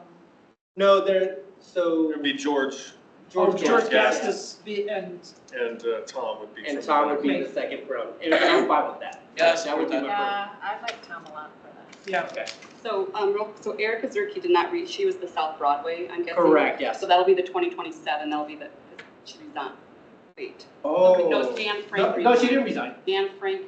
Dan Frank was the one that resigned. And he was, what district? He was wellness district. Okay, so who are you gonna put in the wellness? So wellness, we're elevating George to the wellness. Well, George is already. He's reappointed. Yeah, he's reappointment, Yeah, so we're he'll Thomas be the Carr. 2029. Thomas Carr. Thomas Carr is the wellness? Yes. So he will be the shorter term. The He's filling- 2027? Yeah, 'cause he's filling Dan Frank's spot. Yeah, Frank. And then we have to pick between Joe and Bill For the 29. Broadway. Yeah. So we need 2 more members. One more. A total of One 3, One right? more. So who did we go for? So we have George Gastus. George Gastus is the 2029 one. He's a reappointment. Okay, so who's the 2027? Tom. Tom Carr. Tom Carr. I think when we look at the makeup of that committee, Joe is a better choice for us right now. Just based on the fact that he is an actual storefront business owner in the district where we're going to be intensively focusing over the next couple of years. So he would be my first choice. We have some other members of the DDA who are, in the construction or development or, architectural industry. And it's not that I didn't like Bill, it's just that I think Joe fills a hole that would otherwise be there, that I think suits the seat. I get that. Actually, my preference would be Bill, as much as I like Joe. just because I think that he's kind of overlapped with some of the other members that we have. So we have Brad Nixon within the city center sub area, and we have George within the wellness. Right. So I know we're missing South Broadway in that regard, Yeah. but Nixon is not storefront like on the strip downtown. I had a strong preference for Joe. okay. I just think that he's seemed to have more of like a well-rounded feel as far as what he would advocate for on the group. What we got? I agreed with the mayor. And who was it that you were? Phil, for the, William Renshaw. William. Yeah, William. I really liked You him. can, yeah. I liked what he said, I liked where he's going, I liked his view. I would agree with you. Where you at, Joe? You're either a tie or. I think I'm going with Joe. I think we gotta tie it up. All right, But the reason I would lean towards Joe is because already we have, I think it's good to have like a community facing kind of storefront. Yeah. And we have, kind of a developer business owner, Hugo, and then Blake Calvert, who's in the kind of, he's in architecture, construction, civil engineering. So we already have a couple people in the development construction world there. That I think fills the spot that Bill, I would love to get Bill on there too, at some point, but I think I would lean towards Joe for that. But we can have Chelsea break the tie. Except for, I think the one thing that Bill brings is it's more of a common, I mean, we've got a lot of architects and businesses like that. I just think he's a different perspective. I actually think the mayor sits on the committee that he probably has a. I could go, I think it would be, either one would be great, so. It's 3-3, member New Camp's out, should be back on Monday. We could just leave that one blank and just come to a discussion on Monday. I would be totally happy with Bill too, so we can sort that. I was gonna say, I'm happy with either, so. Yeah. So we'll bring the resolution forward without anybody. Without on it, that and placement then for the decide on- 29. Okay. All right, Inglewood Housing Authority. We have Lynn Peterson, alternate to regular. Everyone okay with that? All right, don't see any objection. So we'll put Lynn as the regular member. And then we have Sophie King as the only other person that, I thought she was great. I'd be happy to put her in. Yeah. Okay. All right, so Sophie in the alternate. Nothing for ERP. Is that what we're calling it now? Are we calling it ERP? All right. And then historic preservation. So we have 3 reappointments. Are we good with elevating everyone there? Yes. Oh, that actually gives us a full. Then we can get Sam. We can get Sam in there. So there's 4 regular members. Any objection to that? Nope.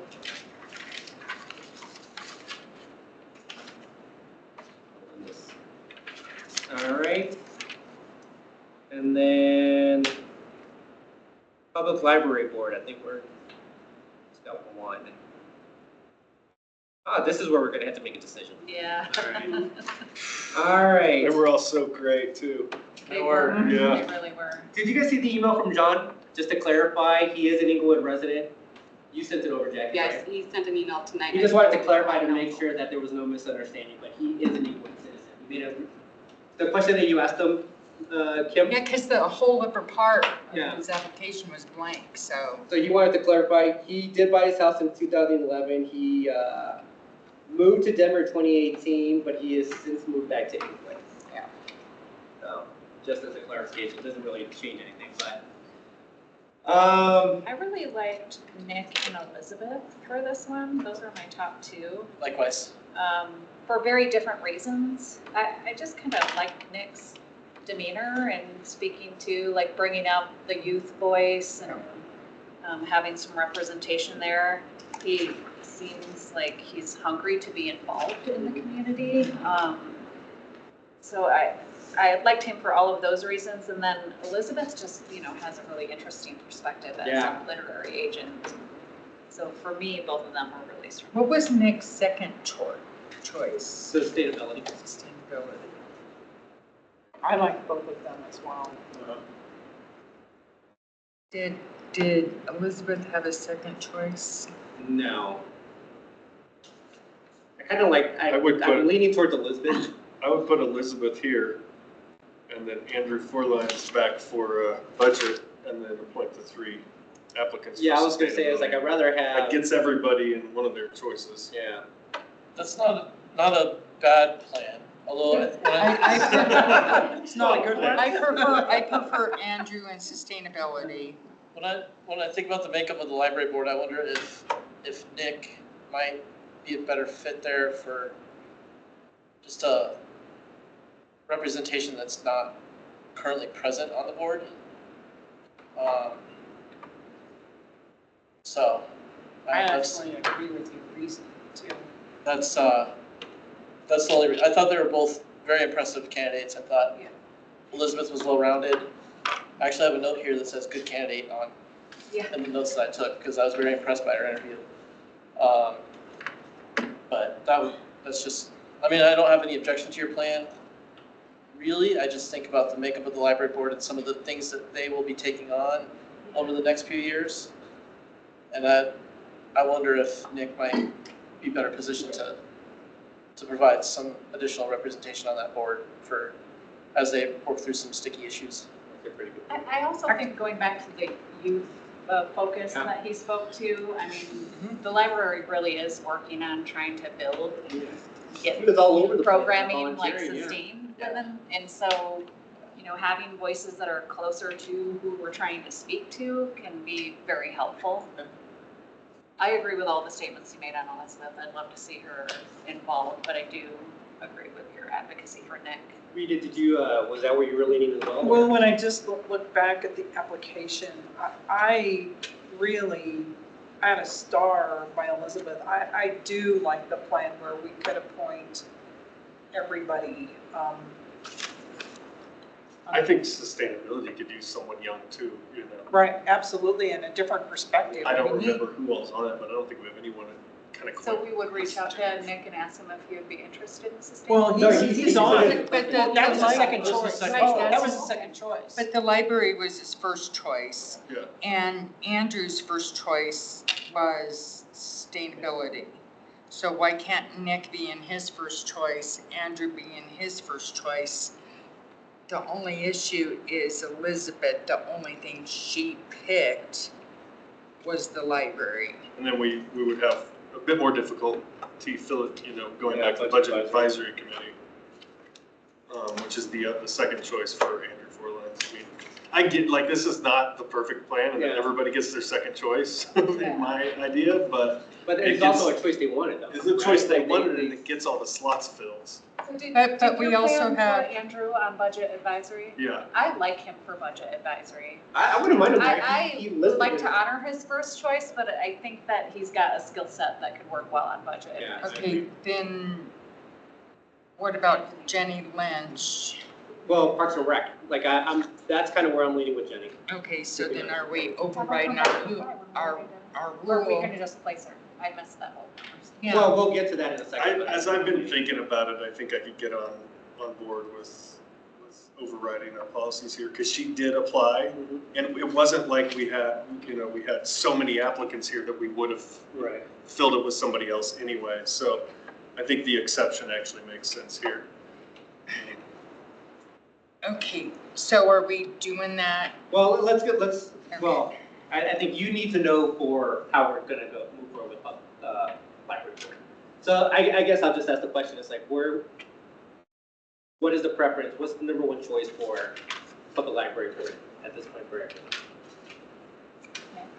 So, Nick? I still like Nick. Nick? I do. I like Elizabeth. I'm on Elizabeth. Elizabeth? Kim, do you have a preference? I like Nick, but part of my issue is I don't want to be changing rules to put someone in place, just to put someone in place. And I have an issue with that right now.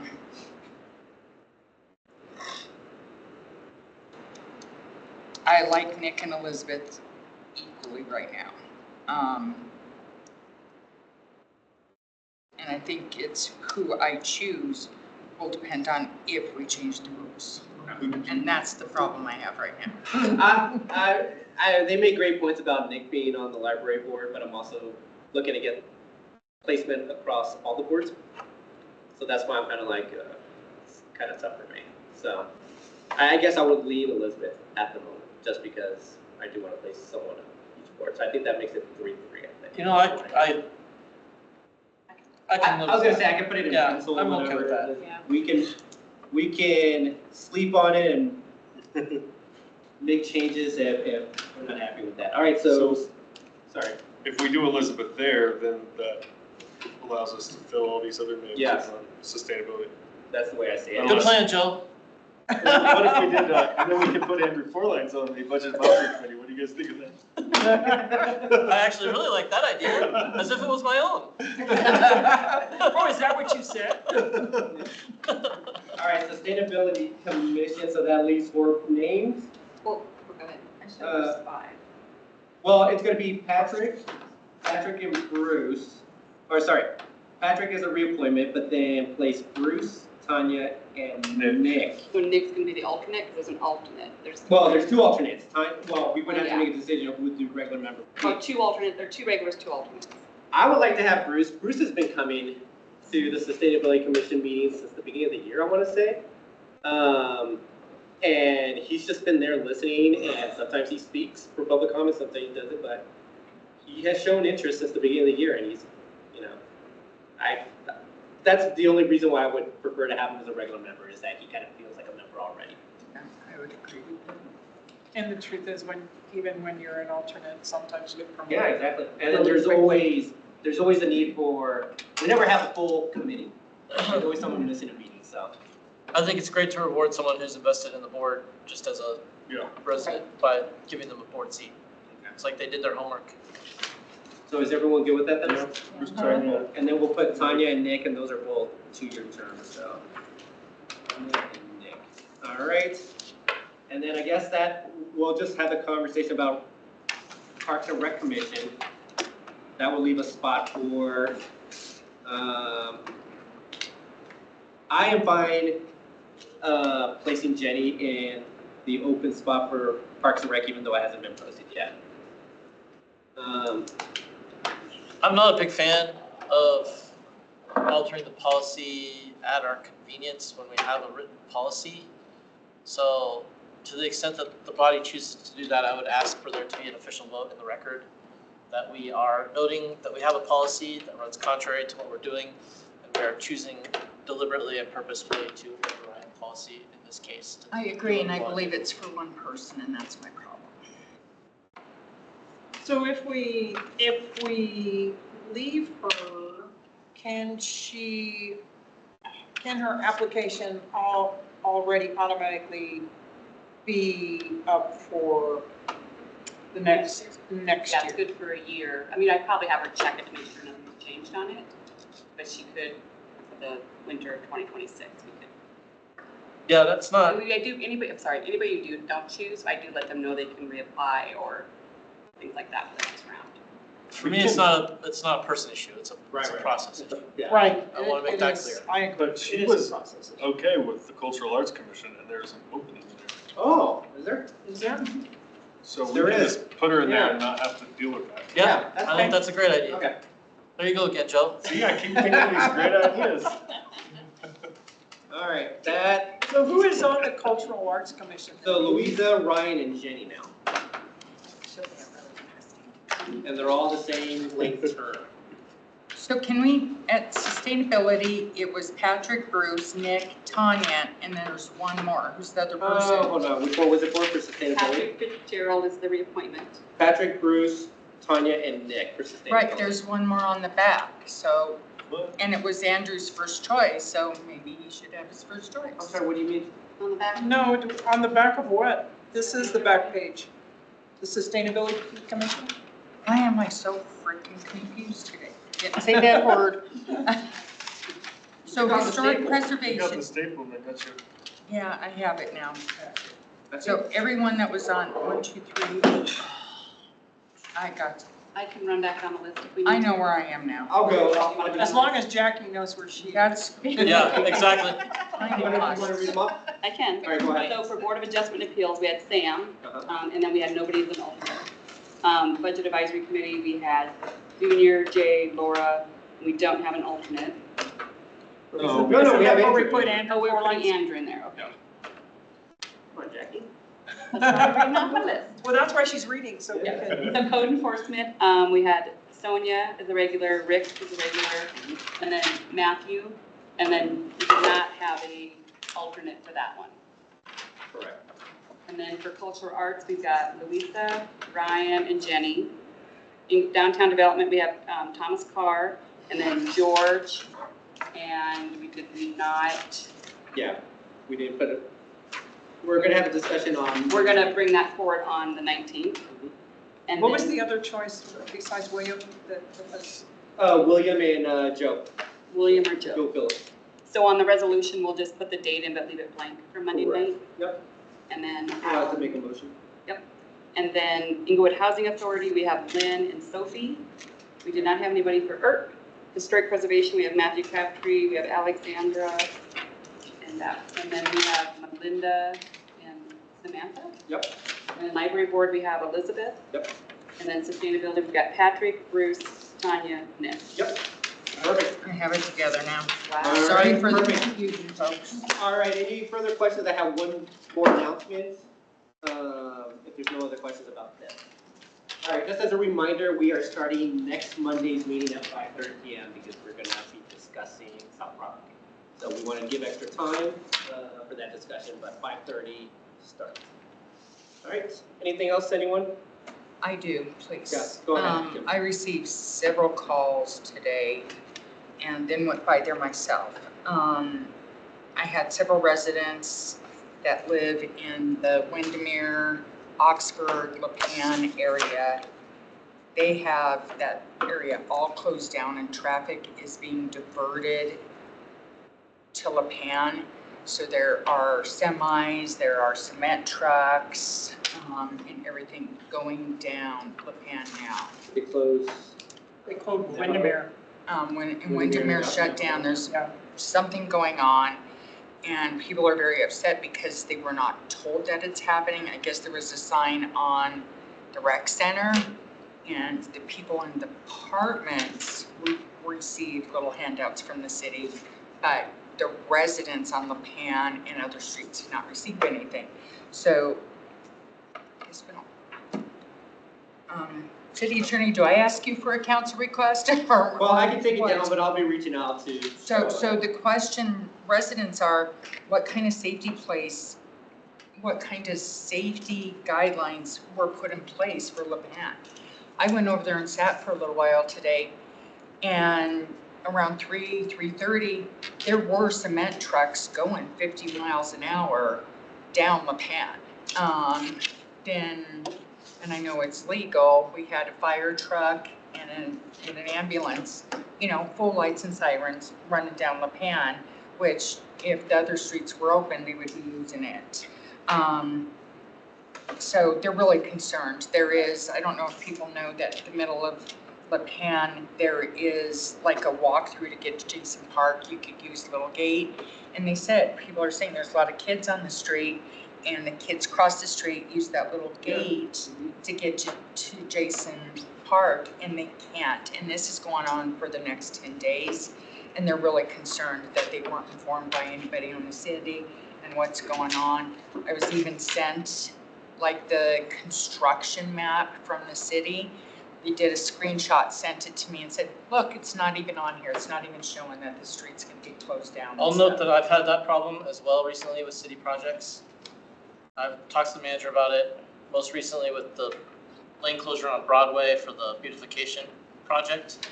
When I looked at the right-of-way map, that project was not on the right-of-way map. So this is a common issue that we are continuing to face with city projects, not showing up on the right-of-way map as permitted projects. Yeah, and I mean, even Oxford coming here tonight, Oxford, they were doing big construction. Oxford going westbound, it was probably 3 blocks trying to go westbound of traffic because of the congestion of whatever's going on. I don't know if anyone's driven Oxford where they had those big metal plates in the road. Well, they have those up, so something's going on. I don't know why, but had several calls, and it's not the normal people I hear from. These are people I haven't heard from in a while. So they're spitting angry, and they're really upset that there's no notification. They're really worried. So. And did you say it's Quincy Street that was closed?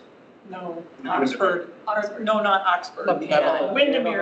Windermere's closed, and then everyone's diverted to LaPan. You have to take LaPan to Quincy to get back. Right, where in their opinion, they should be diverted to Santa Fe to go around to Quincy to get to Windermere where they need or whatever. And with that Sam's Auto going on, that's where the cement trucks are going to LaPan and metal go. Yeah. I got a call too, and there's concern that maybe the street is gonna be made more narrow. Right, and that was part of it too. It's gonna be made what? More narrow. Right. Meaning Windermere would be narrowed down. Oh, well, and one of the concerns in the call also is, can LaPan take the weight of all those trucks? You know, semi trucks that are full, semi trucks that are full. Is LaPan built to withstand that weight? So they're pretty upset. Okay. And I would be too. So that's what I have. I'll talk to Sean about it tomorrow, but thanks for bringing it up. Right. Anything else, members of council? All right, everyone, with that, we are now adjourned. See you next, well, I think you're gonna celebrate Inglewood, some of you on Saturday. We've got a lot of events. We've got Great House on Thursday. I'll be there. Yes. For a part of it. Wednesday. Tomorrow, South Broadway, tomorrow, South Broadway. Wednesday, is it Wednesday is the Chamber Gala. Chamber. Is anyone going to the Youth Awards? Isn't that this week too? That's on Thursday. That's on Thursday. I won't be there. I went last year, so. You won't be there? Not on Thursday night. Okay, I did call Krista this morning and asked her if anybody had volunteered, and I told her I would go, so that's been taken care of. It's a really nice event, and it doesn't take so long. Oh, yeah, I've been to it in the past, and. Yeah, I went a couple years ago. The Broadway project, the Broadway open house conflicts with water and sewer. Water and sewer board Yes. and sustainability permit. I missed the last water and sewer board meeting, so I should probably be at this one, but I really want to go to that Broadway open house. I'm just Well, a it's little gonna go concerned. long. Water and sewer board's supposed to. Yeah, and the water and sewer board's supposed to go along Yeah. too, which, that is a little bit frustrating that got scheduled pretty fast, Yeah, so. Are you both gonna be there? I'll be there. I'll be there at water and sewer. Rita, are you planning, which I'll one are be you gonna there, go but I to? really don't want them to go to 7. Yeah, Well, you wanna be there for part of the South Broadway, right? Yeah, I'd like to be there for 7. I mean, South Broadway is at Colorado's Finest, which is like 4 blocks away from my house, so that's where I would rather be, all things considered, but. Do you want me to check with Brenda if we're gonna have quorum with, and possibly allow the two of you to skip? Yeah, I mean, that would be ideal. I can I'll just. do that, I'll let you both know. Okay, sounds good, thank you. Are you going to the South Broadway? Yeah. So am I. I sent it to Sean. Oh, okay. Already did it. And then I'll call him tomorrow. Well, I did it too. Yes, and if I've been typing up a question. Oh, fantastic. Oh, because well, if you wanna, if you took a more thorough, I was just very direct. Oh, I was like, down this. This probably was simple. You Yeah. I mean, yes, and if he could follow up with me so that I could follow up with those folks, because I will be called tomorrow. I know I will. It's the Monday meeting calls, followed up by the post-meeting calls. What did you find out? Mondays and Tuesdays are different. Well, here, I will CC you on the email in case I didn't get the language quite right. I think I did. Perfect. Thank you. I appreciate it. All right. All right, thank you, everyone. Tamara? Okay, and with you, what do I have to do to get a response back from you? I was gonna say, no, I was gonna talk to you. You wanna get together for coffee, or is it just something that you wanna talk about? It's No. not big. Okay, yeah. Just, I'm like. No, I wanted to apologize, because yes, I got your voicemail. Yes. Text message, not so much, but I gotta figure out why. Yeah, am I using the right phone number There you or? are. Just All I wanted to ask you was, I don't know, 2.5 months ago or so. Was it? I brought up Yeah. not being on any boards or commissions. Yeah. I'm on Malway, so I'm like, okay, did I approach this wrong? No, you did it right, and I dropped the ball, just like we didn't, well, normally we do it like at this time of year, once we set the boards again. So I think we just need to have the discussion, is like, what boards do we want to be liaisons to? So I think we'll do that as part of the discussion, maybe, actually, I'll raise it up on Monday. I'll raise it on Monday night during Mayor's Choice. Oh, yeah. Yeah, it's been up for a while. Okay. So do you want me to raise it on Monday night in terms of like, well. Right, because I don't know if anyone will give anything up.